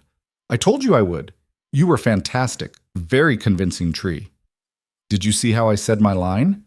"I did. You brought real gravitas to it." "What's gravitas?" "It means you took it seriously and made other people take it seriously too. That's hard to do." Emma beamed. Other parents were gathering their kids, heading home. Daniel noticed a few curious looks in their direction, people wondering who Isabella was, why she was here. "Want to get ice cream?" Isabella asked. "To celebrate?" "Yes." Emma started to run off, then turned back. "Is that okay, Dad?" "More than okay." They piled into Isabella's car, Emma chattering about the play and who'd forgotten their lines and how the props had almost fallen over. They went to a place Emma loved, got enormous sundaes, sat in a corner booth while Emma described every detail of the performance. Eventually, Emma excused herself to the bathroom. Daniel and Isabella were left alone across from each other, ice cream melting between them. "I'm turning down the job," Isabella said. Daniel's heart stopped. "What?" "I'm turning it down. I called them this afternoon before the play. I told them I appreciate the offer, but I'm staying in Chicago." "Isabella, you can't make that decision because of us." "I'm not. I'm making it because of me." Isabella's voice was steady, certain. "I spent my whole life chasing the next big thing, the next promotion, the next achievement. And I was miserable. Not obviously, I was successful and admired and everything looked perfect from the outside, but I was empty. Then I met you and suddenly I had a reason to come home. Someone to talk to who actually listened. Someone who saw me, not my resume. But your career will survive. I'm good at what I do, Daniel. There will be other opportunities. But this, you and Emma, this life we're starting to build, this is rare. This is real. I'd be an idiot to walk away from it." "Are you sure?" "I've never been more sure of anything." Isabella reached across the table and took his hand. "I want this. I want school plays and Sunday brunches and your kid drawing pictures of us as a family. I want complicated and messy and real." Daniel felt tears burn his eyes. "I want that too." "Then let's do it. Let's actually do this." Emma returned from the bathroom and immediately sensed the changed energy. "What happened?" "Isabella's staying," Daniel said. "She's not moving to New York." Emma's face transformed. "Really? Really?" Isabella confirmed. "If that's okay with you." "Are you kidding? That's amazing." Emma launched herself at Isabella again, nearly knocking over what was left of the sundaes. "This is the best day ever." They finished their ice cream in a bubble of joy, making plans for the following weekend, talking about what life would look like now that Isabella wasn't leaving. When they finally left, Emma insisted on holding both their hands as they walked to the car, swinging between them. "We look like a real family," Emma said happily. "We are a real family," Isabella replied. "Just a new kind." They dropped Emma and Daniel at their apartment. Emma hugged Isabella goodnight, making her promise to come over for dinner during the week. After Emma went inside, Daniel lingered by the car with Isabella. "Thank you," he said, "for choosing this, for choosing us. Thank you for being worth choosing." Isabella kissed him, slow and sweet. "This is just the beginning, you know. We'll probably screw things up. We'll definitely have hard days. This isn't a fairy tale." "I don't want a fairy tale. I want real." "Then real is what you'll get." Daniel watched her drive away, then went inside to find Emma already in her pajamas, grinning like she'd won the lottery. "Dad?" "Yeah, Em? I think we're going to be okay, the three of us. I think we're going to be really good." And standing in their small apartment, looking at his daughter's hopeful face, Daniel thought she might be right. The first real fight happened 3 weeks later, on a Tuesday evening that started ordinary and ended with Daniel sitting alone in his car, wondering if they'd just destroyed everything they'd been building. It began with something small. Isabella had texted during the day, asking if she could take Emma shopping for new school clothes. Daniel said yes without thinking much about it. When they returned that evening, Emma was carrying bags from stores Daniel had only seen from the outside. Places with mannequins in the windows wearing outfits that cost more than his monthly grocery budget. Look what Isabella got me. Emma burst through the door, pulling out shirt after shirt, each one nicer than anything in her closet. And these jeans and these shoes and... Emma, slow down. Daniel looked at the pile accumulating on the couch, his stomach tightening. How much did all this cost? I don't know. Isabella paid for everything. Isabella appeared in the doorway, looking pleased with herself. I hope you don't mind. She needed a few things, and I saw some pieces that would look great on her. A few things? Daniel gestured at the mountain of clothes. This is more than a few things. It's not that much.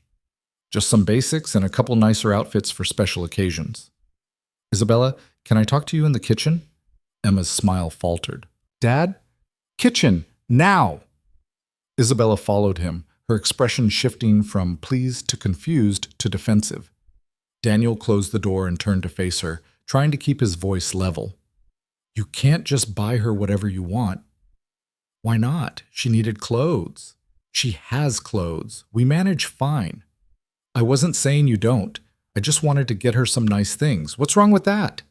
Daniel ran his hand through his hair, frustration building. What's wrong is that you didn't ask me first.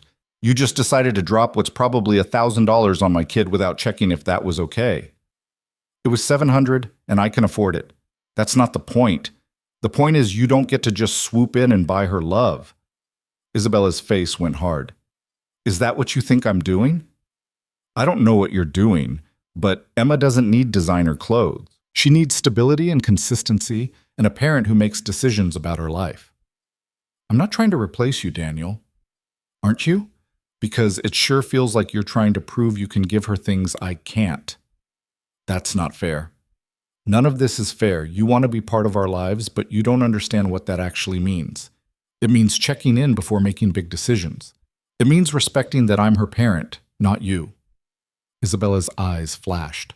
I know I'm not her parent. Trust me, everyone makes that very clear. I'm just the girlfriend who gets to exist on the periphery, never quite part of the family, but expected to care like I am. That's not what I meant. Isn't it? You want me involved, but not too involved. You want me to care about Emma, but not make decisions about her. You want me to be part of your life, but only in the ways that are comfortable for you. Isabella crossed her arms. I'm trying my best here, Daniel. I've never done this before. I don't know what the rules are. The rule is you ask me before spending hundreds of dollars on my daughter. Fine. I'm sorry. I should have asked. Isabella's voice was tight. I was just trying to do something nice. I wanted Emma to have things that made her feel special. She already feels special. She doesn't need expensive clothes to know she's valued. Maybe not, but maybe it's nice for her to have them anyway. Maybe it's nice for her to walk into school wearing something new instead of hand-me-downs from her cousin. Did you think about that? The words hit Daniel like a slap. How dare you? I'm not judging you. I'm just saying that there's nothing wrong with letting people help, with accepting that I have resources that could make your lives easier. We don't need your money. I never said you did. But you won't let me do anything. I can't buy Emma clothes. I can't pay for dinner. I can't contribute in any meaningful way because you're so determined to prove you don't need help. Well, guess what? Nobody does everything alone, and pretending you have to is just pride. This isn't about pride. This is about Emma understanding that love isn't about what people can buy for her.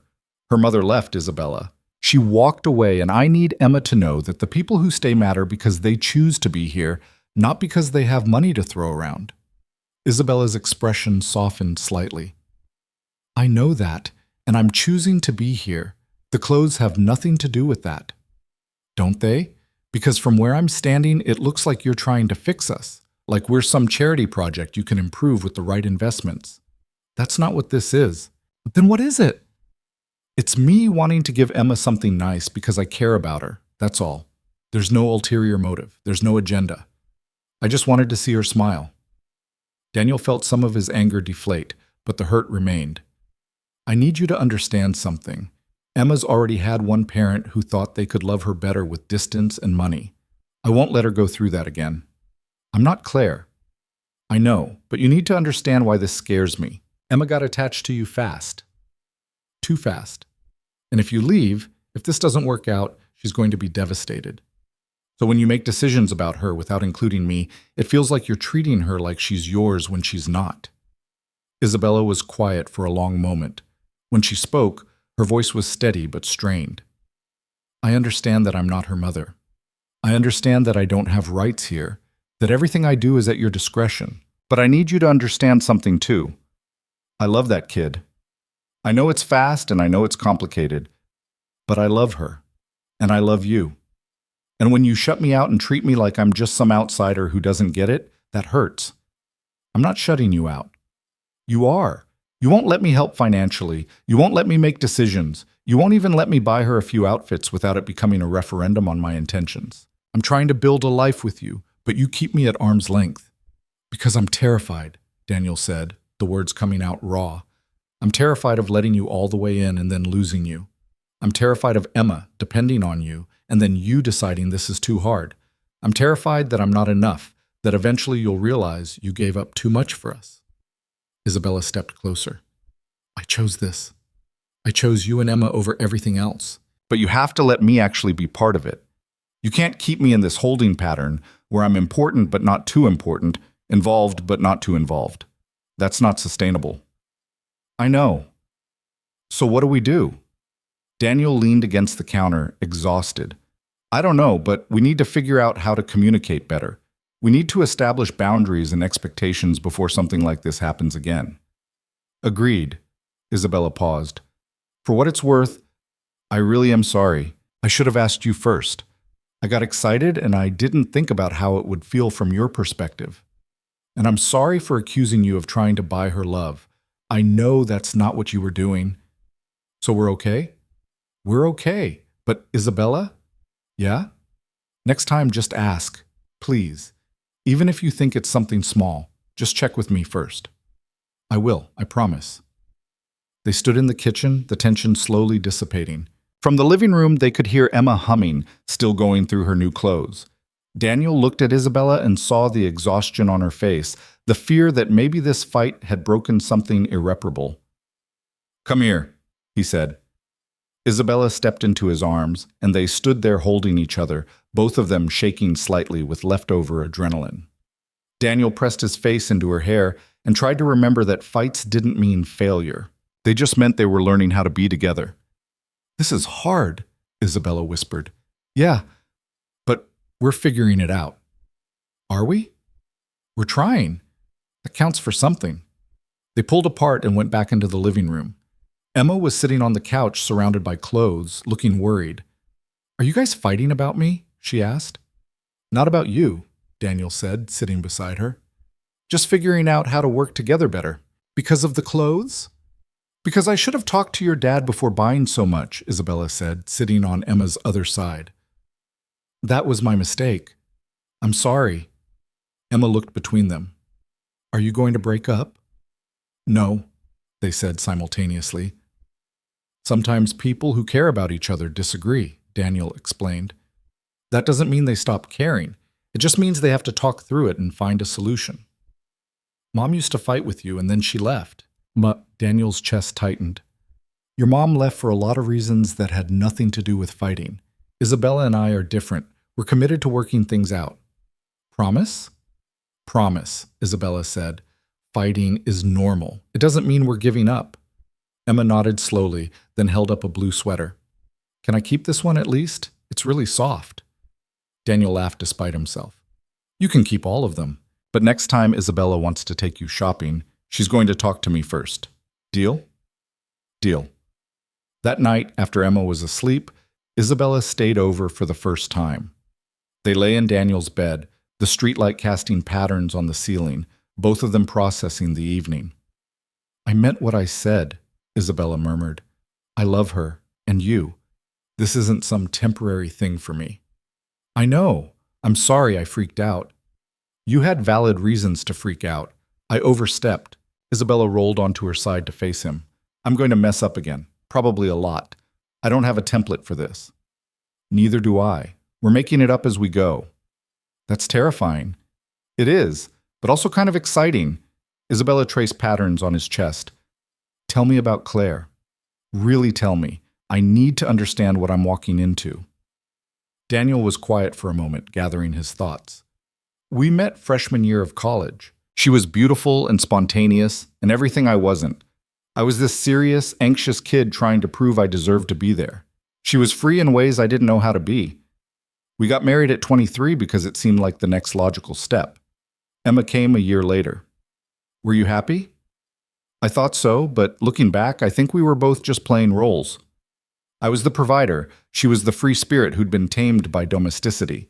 Except she hadn't been tamed at all. She hated being a mother. She loved Emma, but she hated everything that came with it.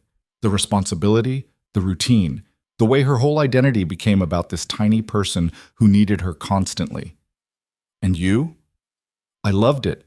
Not the exhaustion or the stress, but the purpose. For the first time in my life, I mattered to someone unconditionally. Emma needed me, and I needed to be needed. Daniel paused. That probably sounds pathetic. It sounds human. But Claire started pulling away when Emma was about 3, working longer hours, going out more, being physically present but emotionally absent. We'd fight about it, and she'd promised to do better, but nothing changed. Then one morning, I woke up and she was gone. Just a note saying she couldn't do it anymore, that she was sorry, that we'd be better off without her. Did she ever explain why? Not really. The divorce papers came from a lawyer. She signed away all parental rights without a fight. I heard through mutual friends that she moved to Portland, started over. Sometimes I check her social media and see her living this bohemian life, traveling, creating art, looking happy in ways she never looked with us. Isabella was quiet. Do you still love her? No, I'm angry at her for what she did to Emma. I'm angry that she gets to just walk away and start fresh while we deal with the aftermath. But I don't love her. I'm not sure I ever really did. What do you love? You mean besides Emma? Yeah. Daniel thought about it. Quiet mornings, the way Emma laughs when something surprises her, good coffee, books that make me think, feeling useful, knowing I did something that mattered, even if it's small. He turned to look at Isabella.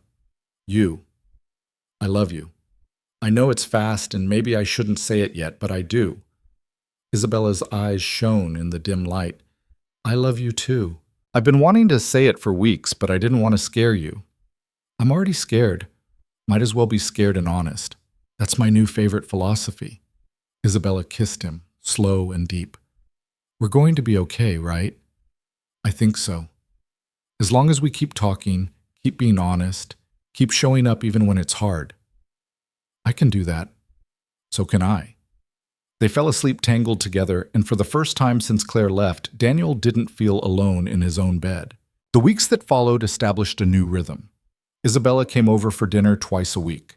Emma spent Saturdays with both of them, usually doing something simple, parks or museums or just watching movies. Isabella learned Emma's routines, her preferences, the way she needed exactly 3 bedtime stories and got cranky if she didn't eat by 6. They fought again, of course, about schedules and expectations and the 1,000 small negotiations required to blend lives. But each fight ended with conversation, with compromise, with the understanding that they were building something worth the difficulty. One evening, about 2 months after Isabella had decided to stay, Daniel came home from work to find her and Emma in the kitchen, attempting to make dinner. The kitchen was a disaster. Flour on every surface, something burning in the oven, Emma wearing more batter than the bowl contained. What's happening here? Daniel asked, trying not to laugh.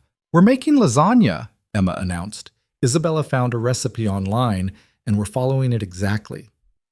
Except we forgot to set a timer, and I think the garlic bread might be charcoal now, Isabella added, opening the oven to reveal blackened bread that was definitely beyond saving. I see. And the flour?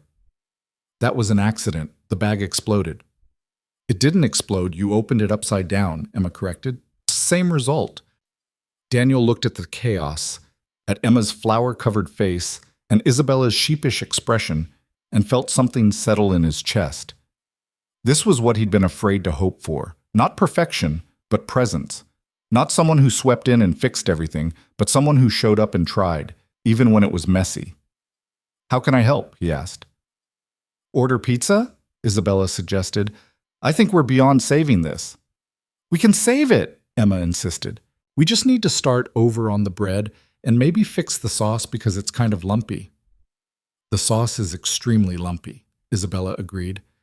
I may have added the cheese too early.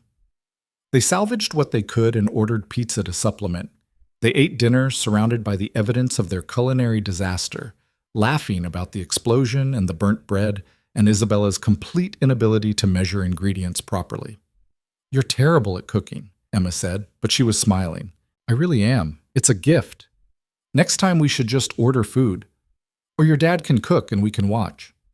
Where's the fun in that? Daniel asked. The fun is in not destroying the kitchen, Isabella pointed out. After dinner, while Daniel cleaned up, Isabella helped Emma with homework at the kitchen table. He watched them work through math problems, Isabella patient when Emma got frustrated, Emma determined to prove she understood even when she clearly didn't. What's 7 times 8? Isabella asked. 56. That one's easy. What about 12 times 12? Emma groaned. That's not fair. We haven't learned that yet. But you can figure it out. What's 10 times 12? 120. Good. So what's 2 more 12s? Emma worked it out on paper. 144? Exactly. See? You're smarter than you think. Dad says that too. Your dad's right. About most things. Isabella glanced over at Daniel. Except his taste in beer. That's questionable. Hey, Daniel protested. My beer is perfectly fine. Your beer tastes like sadness and regret. That's what makes it authentic, Emma giggled. You guys are weird. We're not weird. We're quirky, Isabella said. Same thing. Later, after Emma was in bed, Daniel and Isabella sat on the couch with wine, exhausted and content. Isabella had flour in her hair. Daniel had sauce on his shirt. The kitchen still needed serious cleaning. None of it mattered. I like this, Isabella said quietly. The ordinary stuff, burnt garlic bread and homework help and just being here. No regrets about the New York job? Not even close. That life would have been impressive, but this life is real. I know which one I'd choose every time. Even when we fight? Especially when we fight. It means we care enough to work through things instead of just walking away. Isabella shifted to rest her head on his shoulder. I never had that before. People always left at the first sign of difficulty. Or I left. But this feels different. It is different. We're different. Promise me something? What? Promise that if this gets hard, and it will get hard, you won't shut me out. You'll let me in, let me help, let me be part of finding solutions. I promise. As long as you promise to ask before making big decisions about Emma. Deal. Isabella lifted her head to look at him. I have something to tell you. Daniel's stomach tightened. That sounds ominous. It's not bad. At least I hope it's not bad. Isabella took a breath. I've been thinking about what I want my life to look like. Not just with you and Emma, but generally. And I realized I don't want to keep climbing the corporate ladder. I don't want to spend 60 hours a week in meetings and conference calls. I want something different. What do you want? I want to start my own consulting firm, something small, focused on helping businesses with ethical marketing strategies. I'd work from home mostly, set my own hours, choose my own clients. It would mean less money, significantly less, but more time, more flexibility, more life outside of work. Daniel processed this. That's a big change. I know. And I wanted to tell you before I made any decisions because this affects you too. If we're building a future together, you should have input. Do you want to do it?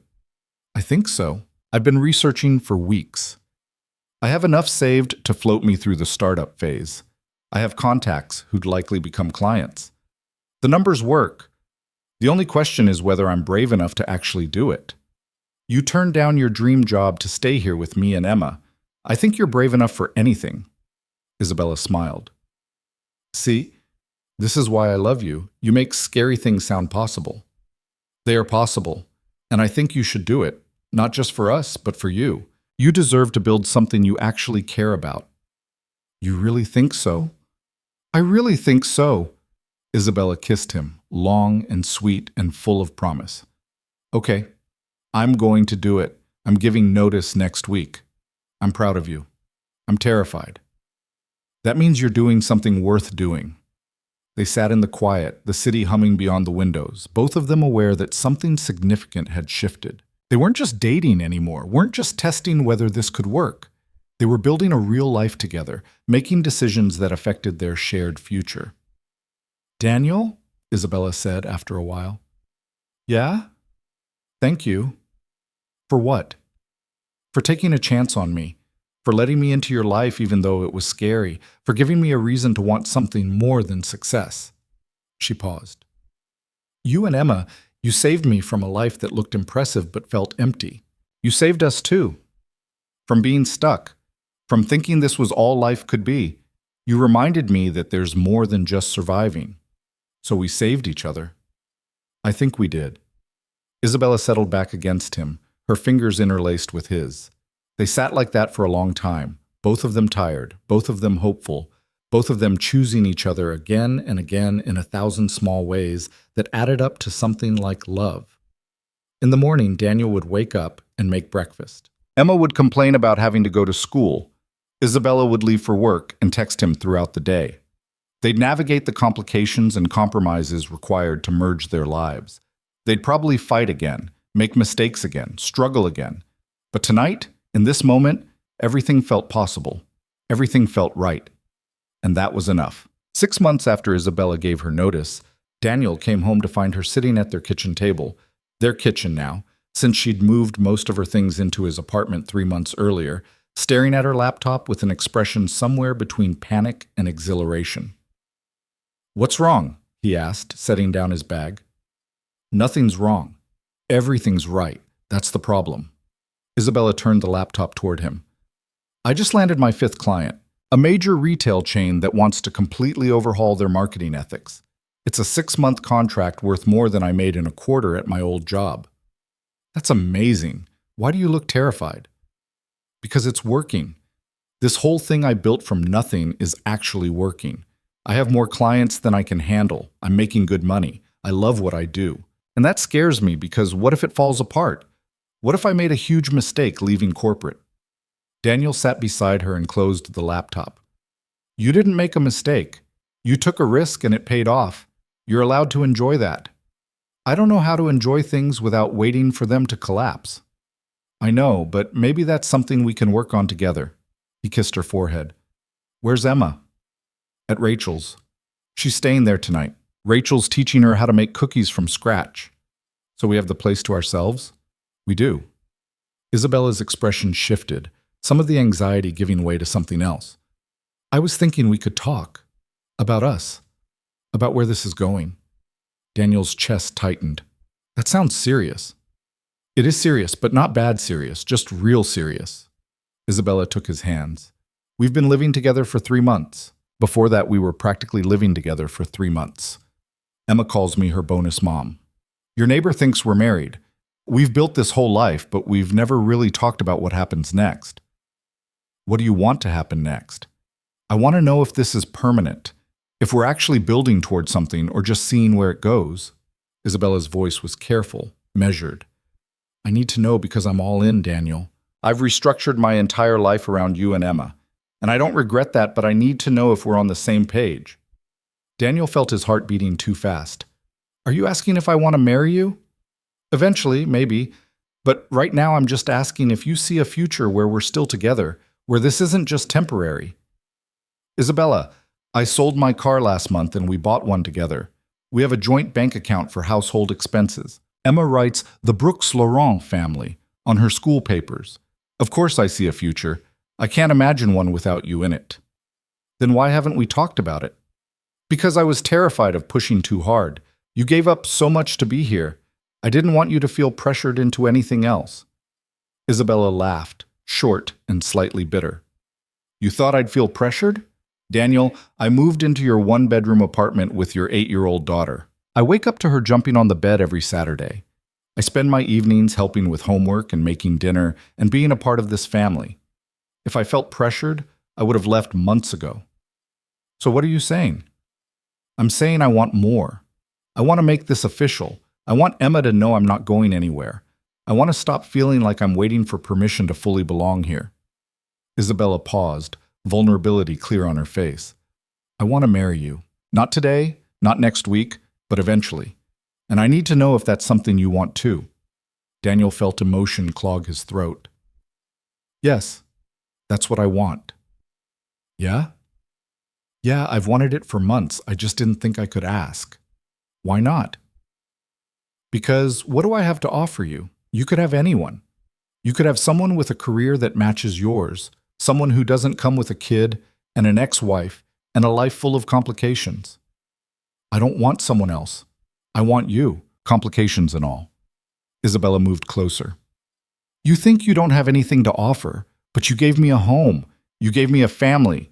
You gave me a reason to want something more than professional success. That's everything. I love you, Daniel said, the words feeling inadequate for what he actually felt. I love you too. So much it scares me sometimes. They kissed, and it felt different than it had before. Like a promise, like a commitment they were both finally acknowledging. When they pulled apart, Isabella was smiling through tears. We should tell Emma, she said, that we're getting married?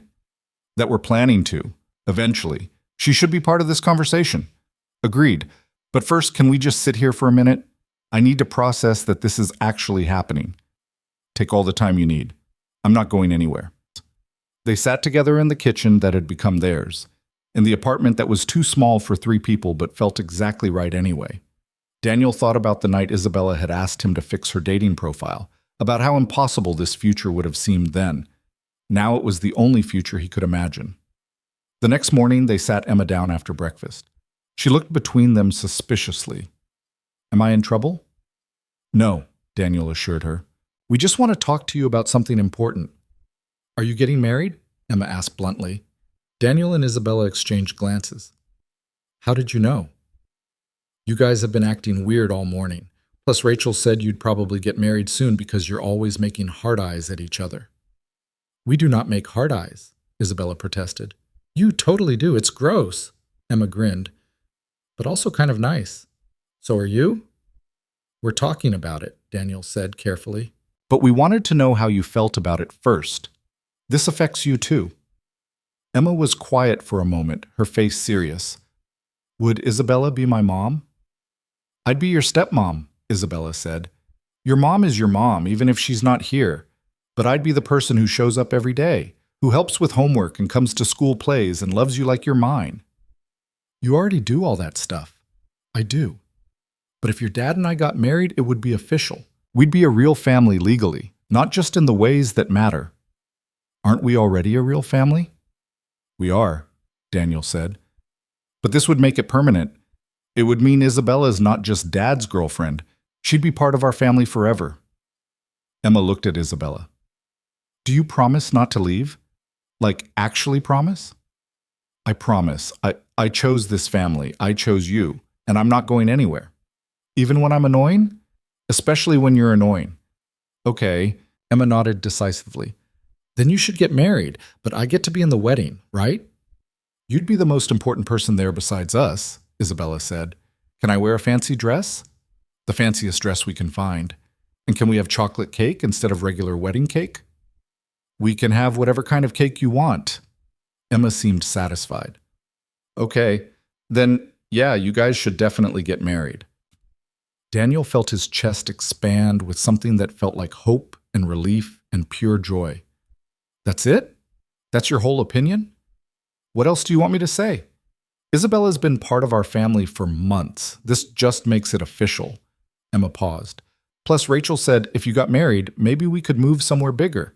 She said 3 people in a 1-bedroom is cozy, but impractical. Rachel has a lot of opinions, Daniel muttered. She's not wrong, though, Isabella said. We should probably start looking for a bigger place. With your money or our money? Our money. We're partners, Daniel. What's mine is yours. I'm not comfortable with that. I know, but we'll figure it out. Isabella squeezed his hand. One thing at a time. Over the next few months, they did figure it out.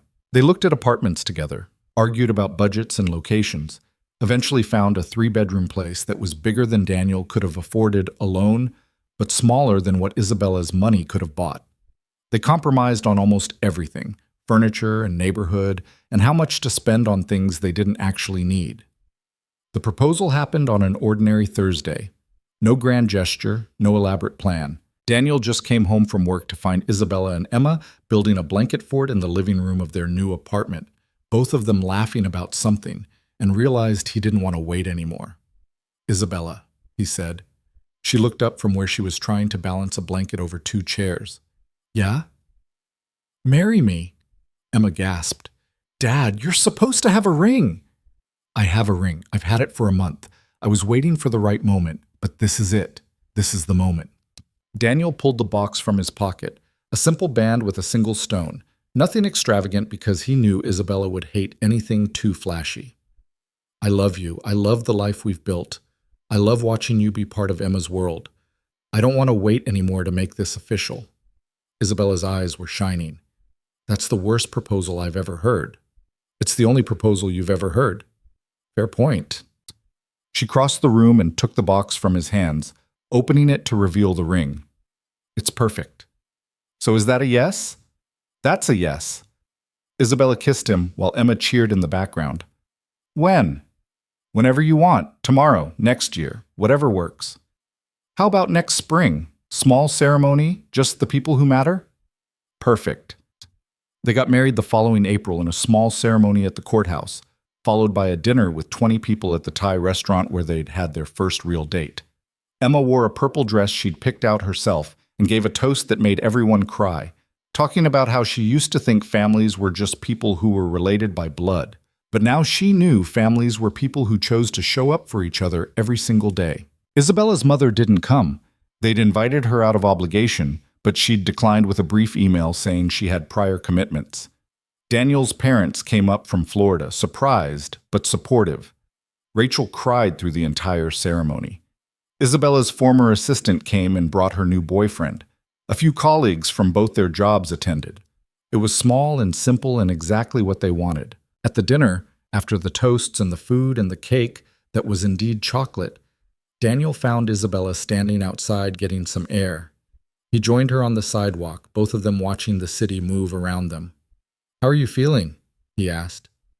"Happy, terrified, grateful, all of it at once." Isabella leaned against him. "I keep thinking about the night I asked you to fix my dating profile. How desperate I was to find something real. And then you showed me what real actually looked like." "I think we showed each other." "Maybe." Isabella was quiet for a moment. "I have something to tell you. Please tell me it's not another job offer in another city." She laughed. "No, nothing like that. I've been thinking about what I want our life to look like going forward. What would make me happy beyond just work and family?" "What would make you happy?" "I want to do more. I want to use what I have to actually help people." Isabella turned to face him. "I've been researching nonprofit work, organizations that help single parents, specifically single mothers, who are struggling the way Claire was struggling. I want to start a foundation that provides resources, childcare subsidies, job training, mental health support, things that might have helped her stay instead of feeling like she had to run." Daniel felt something shift in his chest. "That's incredible. Is it weird to want to help people going through what your ex-wife went through?" "It's not weird. It's compassionate. Claire made her choice, and I'll always be angry about how it affected Emma. But I can also understand that she was drowning and didn't know how to ask for help. If we can help other people not drown, that matters." "We." You said we. "You're my wife now. Your projects are our projects." Isabella smiled, bright and genuine. "I like the sound of that. Your wife." "So do I." They went back inside to find Emma dancing with Rachel, both of them laughing at something.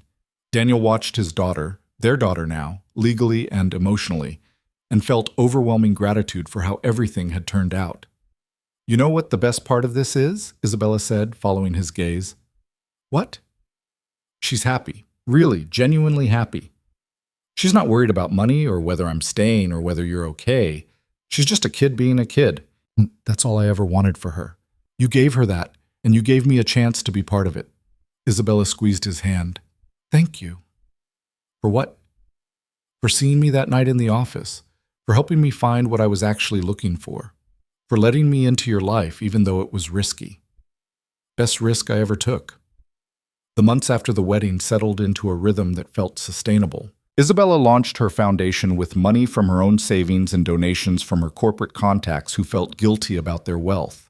Daniel got promoted at work, Not a huge promotion, but enough that he felt valued, that his work mattered.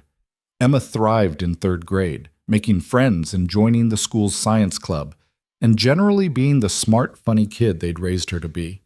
They had hard days, of course. Days when Emma missed having a mom in the traditional sense, when she asked questions about Claire that Daniel didn't know how to answer. Days when money was tight despite Isabella's wealth, when they argued about spending priorities and what qualified as necessary versus excessive. Days when the differences in their backgrounds created friction neither of them knew how to resolve. But they worked through it. They talked instead of shutting down. They compromised instead of demanding their own way. They showed up for each other consistently, reliably, in the thousand small ways that built trust. One evening, about a year after the wedding, Daniel came home to find Isabella in what had become her office, the third bedroom they designated for her work. She was on the phone, pacing back and forth, her voice animated in a way he recognized as her passion voice. Yes, exactly. We'd cover childcare costs for the first 6 months while they complete the job training program. Then we'd help them transition to permanent employment with our partner companies. She paused, listening. I understand the concern, but we've vetted all the employers. We're not just placing people in any job, we're placing them in careers with growth potential and living wages. Daniel waited until she hung up before entering. How'd it go? We got the grant. $25,000 to expand the program to 3 more cities. Isabella turned to him, eyes bright with excitement. Daniel, this is really working. We've helped 43 women in the past year, 43 families that have stable housing and income now. That's 43 Claires who didn't have to choose between themselves and their children. I'm so proud of you. This is just the beginning. I've been talking to other foundations about partnerships. If we can scale this right, we could help thousands of families. She paused. Is this boring you? I know I get obsessive about this stuff. It's not boring me. I love watching you care about something this much. Isabella crossed the room and wrapped her arms around him. I never thought I'd have this.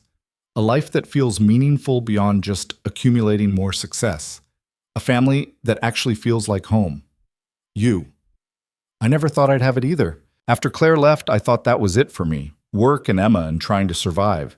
I didn't think there was room for anything else. And now? Now I can't imagine any other life. This is it. This is what I want.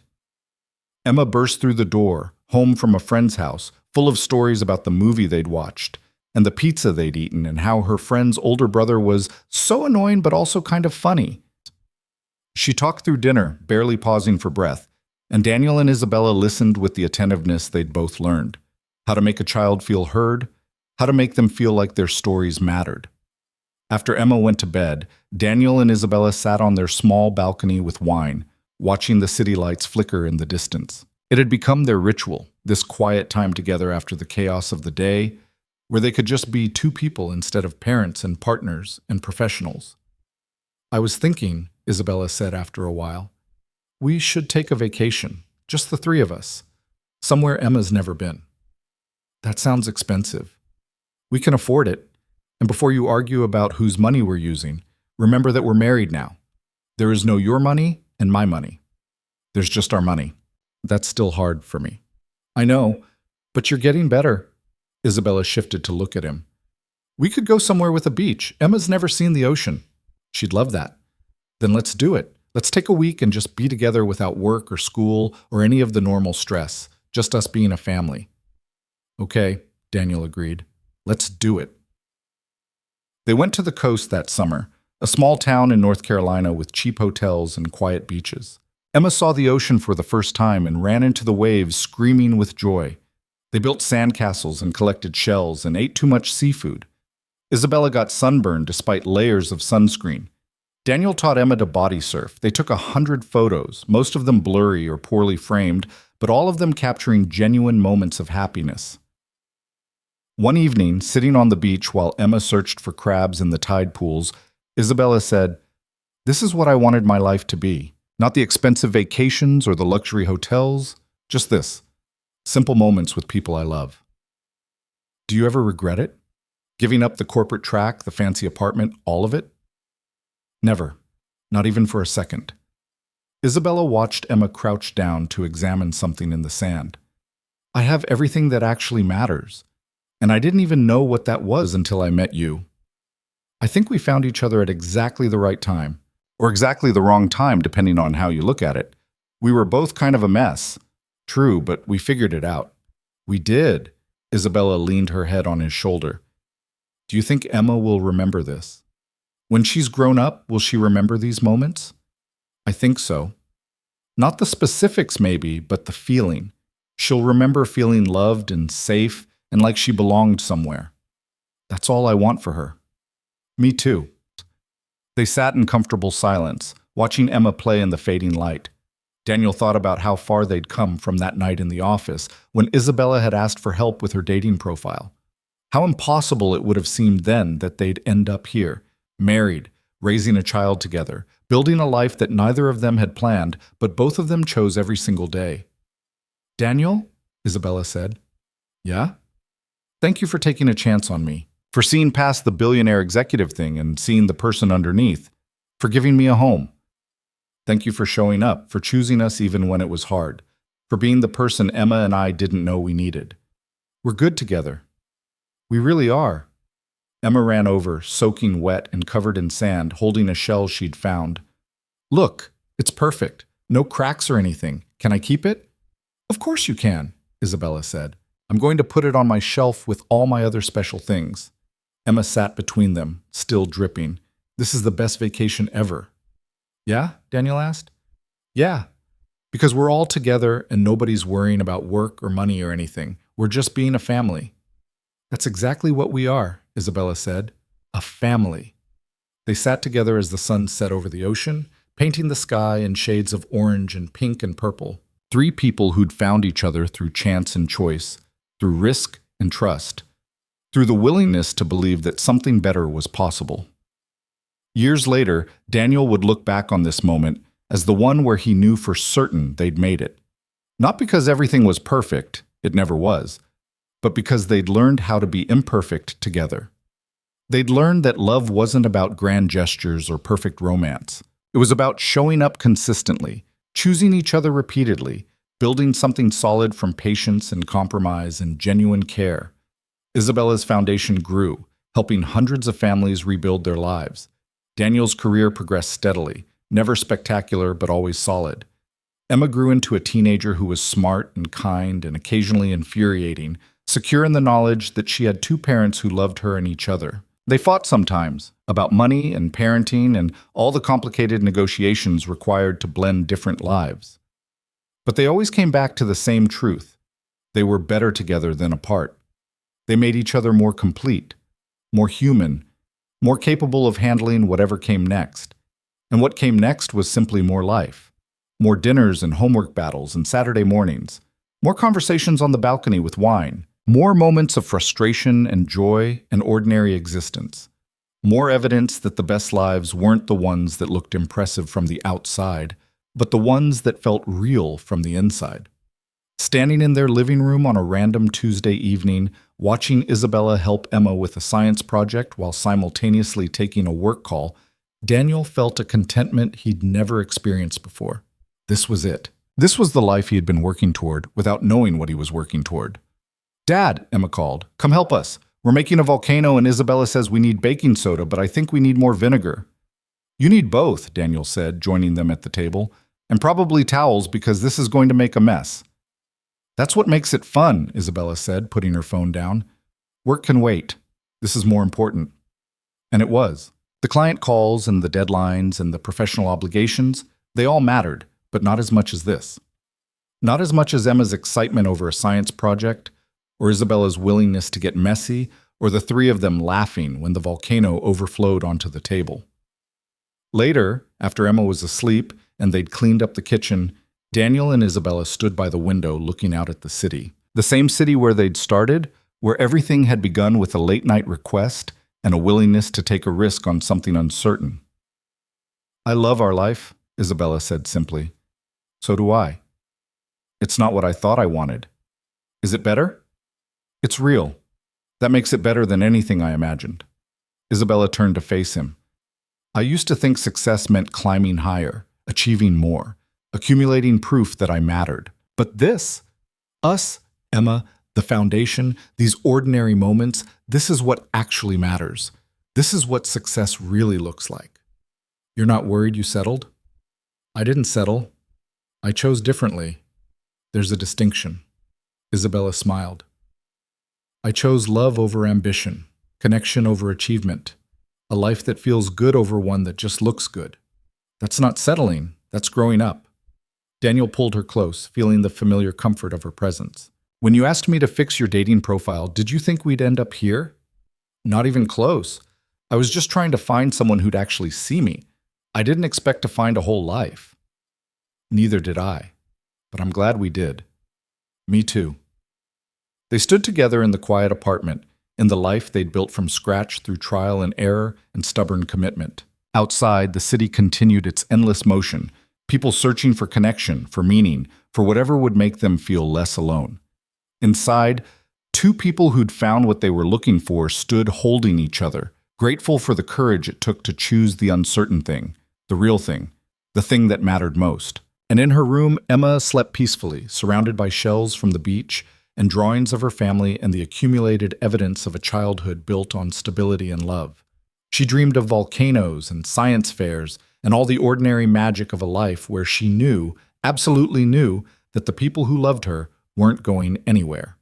This was the happy ending, not because everything was perfect, but because they'd learned that perfect wasn't the point. The point was showing up. The point was choosing each other. The point was building something real and sustainable and deeply, genuinely human. And in the end, that was worth more than any boardroom success or impressive title or expensive apartment ever could be. That was everything. Part 5. Louis.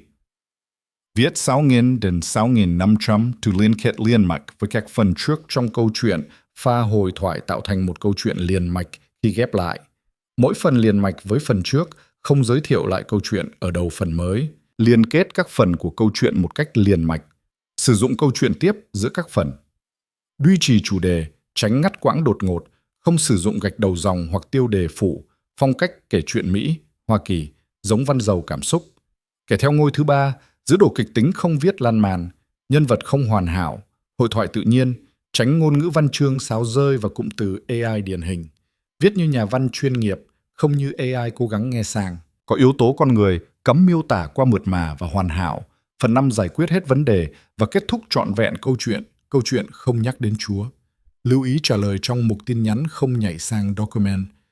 Khi dần bắt buộc, không được xuất hiện trong nội dung truyện. Đây là một câu chuyện điện ảnh hoàn toàn hư cấu được tạo ra chỉ nhằm mục đích giải trí. Không đề cập hay ngụ ý rằng nó dựa trên sự kiện có thật, người thật hoặc câu chuyện có thật. Không sử dụng các cụm từ như dựa trên một câu chuyện có thật, theo ghi chép hoặc bất cứ điều gì tương tự. Tất cả các nhân vật, địa điểm, tổ chức và sự kiện phải hoàn toàn hư cấu. Showmore 1623, Part 5. 6 months after Isabella gave her notice, Daniel came home to find her sitting at their kitchen table. Their kitchen now, since she'd moved most of her things into his apartment 3 months earlier, staring at her laptop with an expression he couldn't quite read. What happened? He asked, setting down his work bag. Isabella looked up, and he saw it then. Not panic, but something close to it. I got a call today. From Marcus. Daniel felt his stomach drop. Marcus. The ex-fiancé she'd left 4 years ago. What did he want? He's getting married. To someone else, obviously. He called to tell me personally because he didn't want me to see it on social media first. Isabella closed her laptop slowly. He also wanted to tell me he forgives me for what I did, that he understands now that I wasn't ready for commitment, and he hopes I've found what I'm looking for. That's patronizing. It really is. Isabella stood and walked to the window, her arms crossed. But it made me think about what I left behind, about whether I actually found what I'm looking for, or if I just ran from one thing to another. Daniel felt cold. Are you having second thoughts? About us? No, not about us. About me. She turns to face him. Marcus has everything I thought I wanted back then. He's marrying a woman from a similar background. They'll have the perfect society wedding, the perfect life, everything coordinated and impressive. And part of me wonders if I made the right choice walking away from that. Do you want that life? I don't know. I thought I didn't, but then I launched my consulting business and it's not going as well as I pretended it was. I have 2 clients, Daniel, not 5, 2, and one of them is probably going to drop me next month because they think I'm too expensive. Isabella's voice cracked slightly. I gave up a guaranteed 6-figure salary for this. I turned down New York for this. And what if I made the wrong call? Daniel walked over to her carefully. Why didn't you tell me you were struggling? Because you're already worried about money constantly. Because I didn't want you to think I regretted choosing this life. Because I'm supposed to be the successful one who has everything figured out. Isabella wiped at her eyes angrily. I'm not supposed to be the person who fails. Having 2 clients isn't failing. You've been doing this for 6 months. These things take time. Easy for you to say. You have job security. I walked away from mine. The words stung more than Daniel wanted to admit. So you regret it. I didn't say that. You didn't have to. Daniel stepped back, creating distance between them. This is exactly what I was afraid of. That you'd wake up one day and realize you gave up too much. That we weren't worth it. That's not what I'm saying, isn't it? You just told me you're questioning your choice. You're wondering if Marcus's life looks better than ours. What am I supposed to do with that? Isabella's face crumpled. I'm scared, okay? I'm terrified that I made this huge decision based on emotion instead of logic, and now I'm stuck in a life I can't sustain. I'm terrified that eventually you'll resent me for not contributing financially the way I said I would. I'm terrified that Emma will grow up and realize I'm just some woman who moved in and pretended to be her mother when I have no idea what I'm doing. Is that really how you feel? Sometimes, yes. Isabella sat down heavily on the couch. I wake up in the middle of the night and panic about whether I'm good enough for this, whether I'm cut out to be a parent, whether I belong here or if I'm just playing house until reality catches up. Daniel sat beside her, his anger deflating into something closer to fear. I thought we were past this. I thought we'd figured out that we were doing this together. So did I. But then Marcus called and it brought back everything I've been trying not to think about. Isabella looked at him, her eyes red. What if I'm not built for this kind of life? What if I need the structure and validation of corporate success? What if I'm too damaged from my childhood to actually be a good mother to Emma? You're not damaged. I am, though. My mother shipped me off to boarding school and never looked back. I spent my whole life trying to be successful enough that people would want to keep me around. And now I'm trying to build a family when I don't even know what a healthy family looks like. Isabella's voice broke. What if I screw Emma up the way my mother screwed me up? Daniel took her hands, holding them tightly. Listen to me. You are nothing like your mother. You show up. You care. You ask Emma about her day and help with her homework and go to her school plays. You're present in ways your mother never was. But what if it's not enough? What if she needs more than I can give? Then we figure it out together. That's what partners do. Isabella pulled her hands away. But that's the problem. You shouldn't have to figure out my issues. You have enough on your plate with work and raising Emma and dealing with the aftermath of Claire leaving. You don't need a girlfriend who's having an existential crisis about whether she made the right life choices. So what are you saying? You want to leave? I don't know what I'm saying. I just know I'm not okay right now. They sat in heavy silence. Outside, the city continued its evening routine, cars honking, people walking home from work, life moving forward while theirs felt suspended. Daniel tried to think of something to say that would fix this, but nothing came. Emma's key turned in the lock. She'd been at a friend's house after school, scheduled to come home at 6. Daniel checked his watch, 5:58. Perfect timing, as always. I'm home, Emma called, dropping her backpack in the hallway. She appeared in the living room doorway, took one look at their faces, and stopped. What's wrong? Nothing, sweetheart, Isabella said, but her voice was wrong. You've been crying. Emma looked between them. Are you guys fighting? We're just talking through some stuff, Daniel said. Adult stuff, nothing for you to worry about. Is Isabella leaving? The question hung in the air like a grenade. Isabella's face went pale. Why would you think that? Daniel asked carefully. Because that's what people do when they fight. They leave. Emma's voice was matter-of-fact, but her eyes were frightened. Mom left after fighting with you. Is Isabella going to leave too? No, Isabella said immediately. Emma, no, I'm not leaving. But you were thinking about it, I can tell. Isabella looked stricken. I was having doubts. About myself, not about you or your dad. But that doesn't mean I'm leaving. Doubts about what? About whether I'm doing a good enough job. About whether I belong here. Emma crossed the room and sat between them on the couch. She looked smaller than usual, curled up with her knees to her chest. Do you want to belong here? More than anything. Then you do belong. That's how it works. Emma looked at her seriously. You don't have to be perfect, Isabella. You just have to stay. Isabella started crying for real then, pulling Emma into a hug. I'm so sorry. I'm sorry for making you worry. It's okay to be scared, Emma said, her voice muffled against Isabella's shoulder. Dad gets scared all the time. He just pretends he doesn't.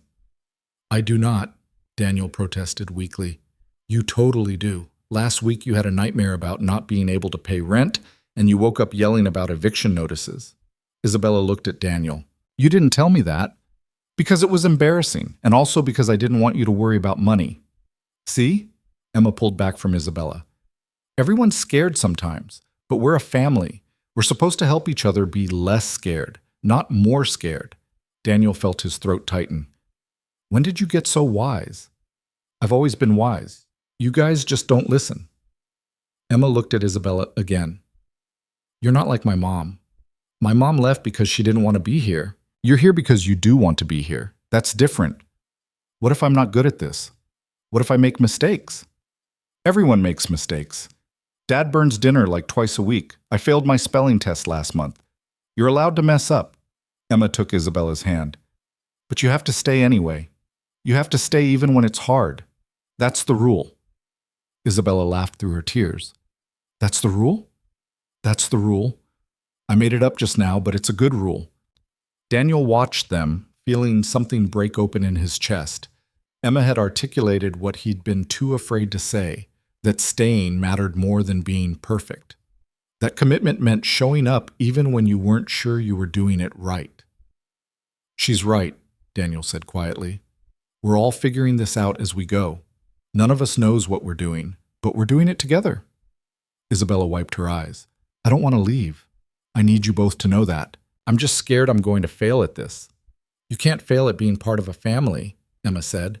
You can only fail by leaving. Everything else is just practice. Practice, Isabella repeated. I like that. Good. Now can we have dinner? I'm starving. The crisis didn't resolve itself that easily, of course.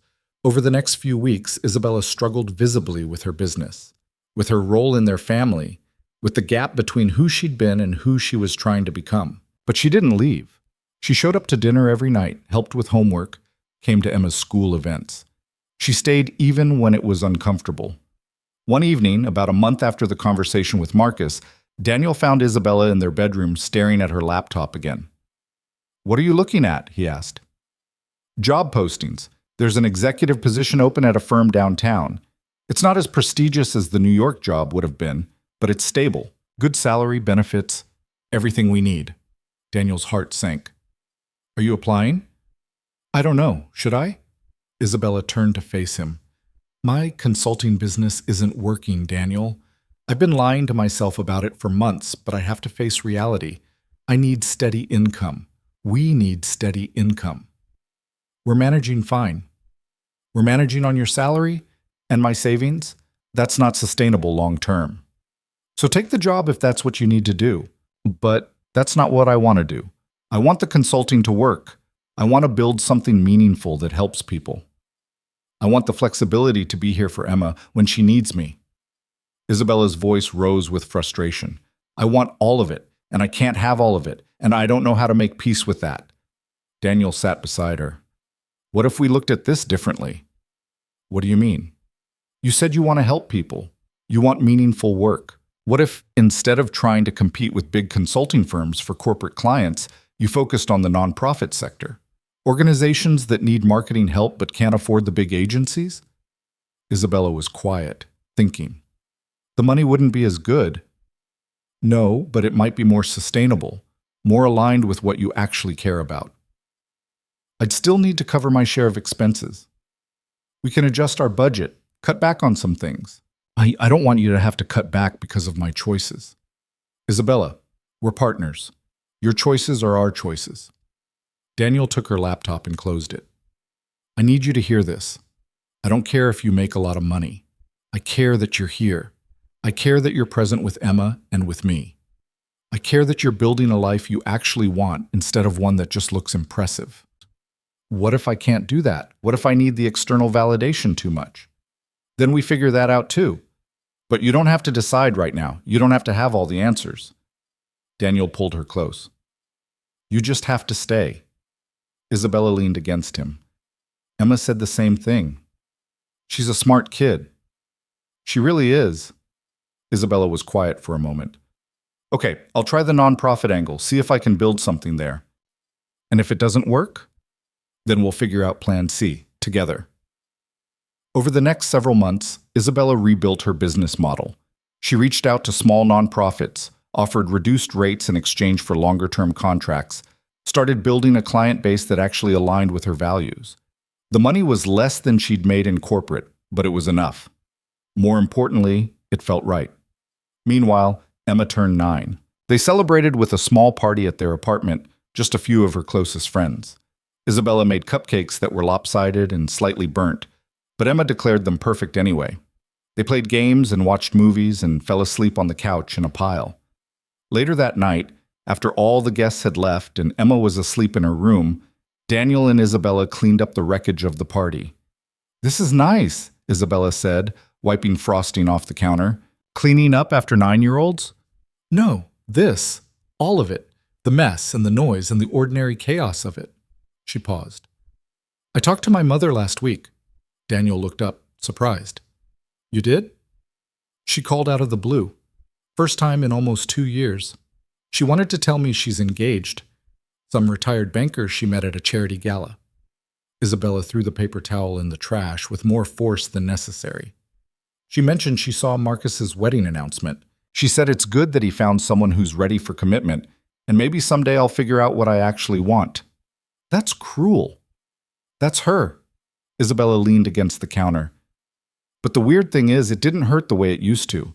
I used to hang on every word from her, desperate for any sign of approval. This time I just felt sorry for her.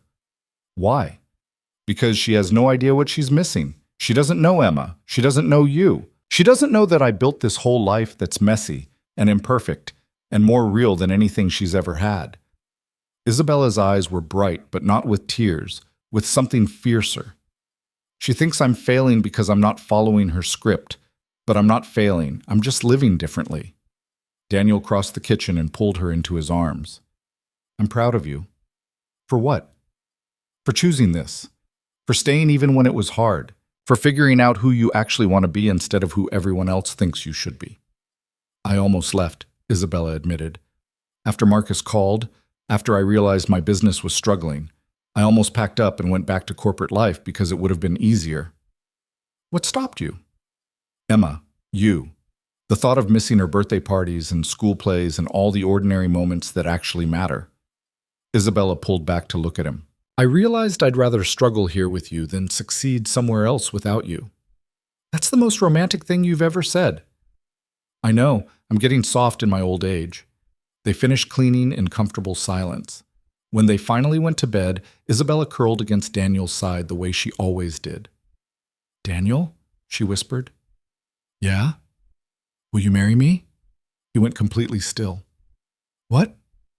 I know it's supposed to be the guy who asks. I know we've only been together for less than a year, but I don't want to wait.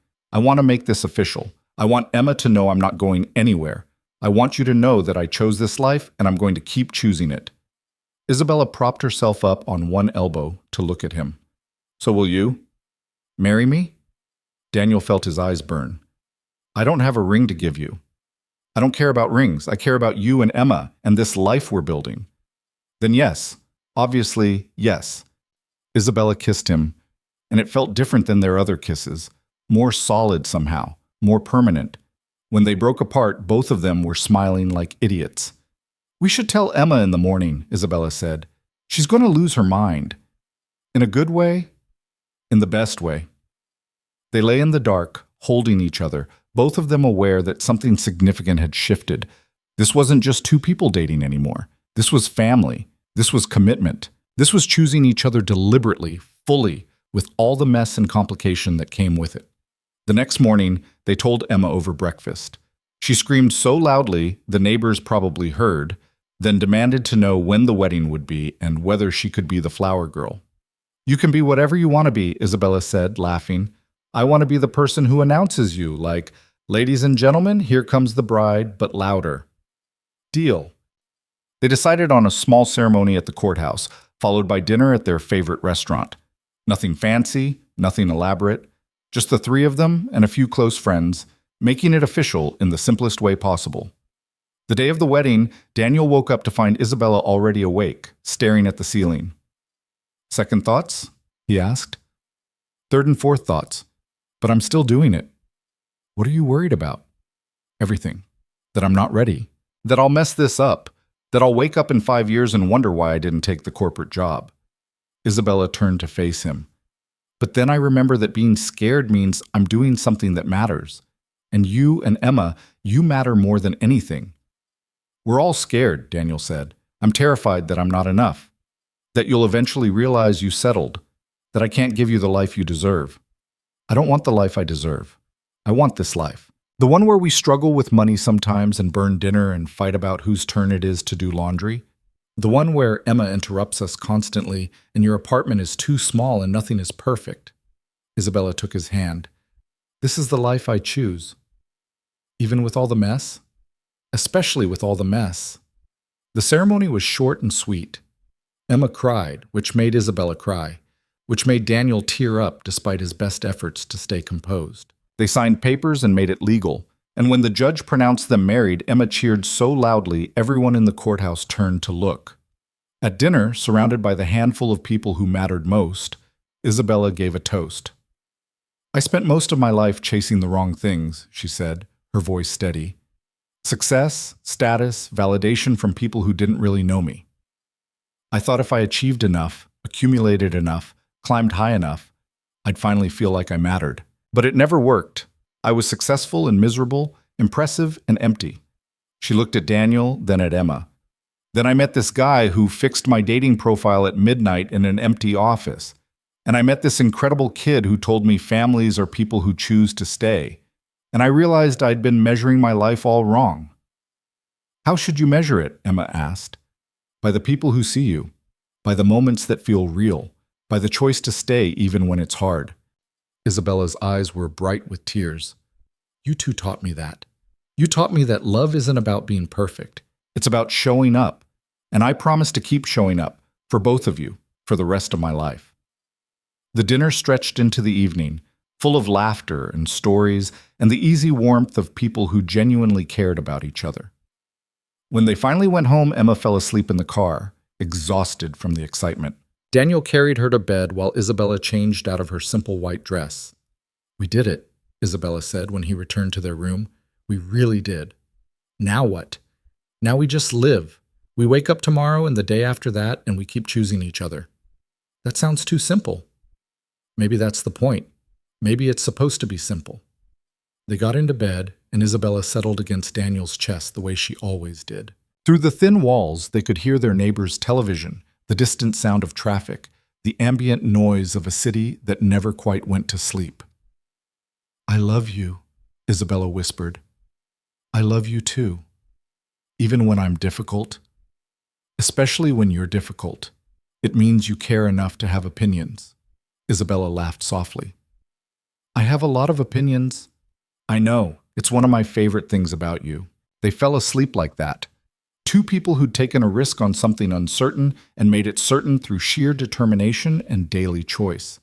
Neither of them knew what the future would hold. There would be more fights, more doubts, more moments of wondering if they were doing it right. But they'd face those moments together, with the understanding that perfect wasn't the goal. Staying was the goal. Showing up was the goal. Choosing each other, again and again, was the goal. In the morning, Daniel woke to find Emma between them in bed, having snuck in sometime during the night. Isabella was still asleep, her arm thrown over Emma's small body. They looked peaceful, his daughter and his wife, these two people who'd become his whole world. He thought about the man he'd been a year ago, lonely, exhausted, convinced his life was finished. He thought about Isabella asking him to fix her dating profile, both of them desperate for something they couldn't name. He thought about all the small moments that had led here, all the choices and conversations and fights and reconciliations. None of it had been smooth, none of it had been easy, but it had been real, and in the end, that was all that mattered. Emma stirred, opening her eyes. "Morning, Dad." "Morning, kiddo. How'd you sleep?" "Good. I had a dream about the wedding. We were all dancing, and Isabella's dress turned into a ball gown, and you could actually dance instead of just stepping on people's feet." "I don't step on people's feet." "You stepped on Isabella's feet like 5 times at dinner." "That was the floor's fault." Emma giggled, and the sound woke Isabella. She blinked awake slowly, taking in the scene: her husband, her stepdaughter, their small bedroom filled with morning light. "Good morning, family," she said. "We're officially a family now," Emma said, "like legally and everything." "We were always a family. Now we just have paperwork to prove it." "Can I tell my friends you're my mom now? I mean, bonus mom, but can I just say mom sometimes?" Isabella's eyes filled with tears. "You can call me whatever feels right to you." "Okay, Mom." Emma tested the word, smiled. "Yeah, I like that." They lay there together for a few more minutes, none of them in a hurry to start the day. Eventually they'd have to get up, make breakfast, deal with whatever the day brought. But for now, they just existed in this moment. 3 people who'd found each other through chance and choice, who'd built something real from uncertainty and faith. This was it, Daniel thought. This was the happy ending. Not because everything was resolved or perfect, but because they'd learned what actually mattered. They'd learned that love was showing up, that family was choosing to stay, that the best life wasn't the one that looked impressive from the outside, but the one that felt true from the inside. And standing in his small bedroom, looking at his wife and daughter tangled up together, Daniel knew he wouldn't trade this for anything, not for more money or a bigger apartment or an easier path. This messy, imperfect, deeply human life they'd built together. This was everything he'd been searching for without knowing what he was searching for. This was home. This was love. This was enough.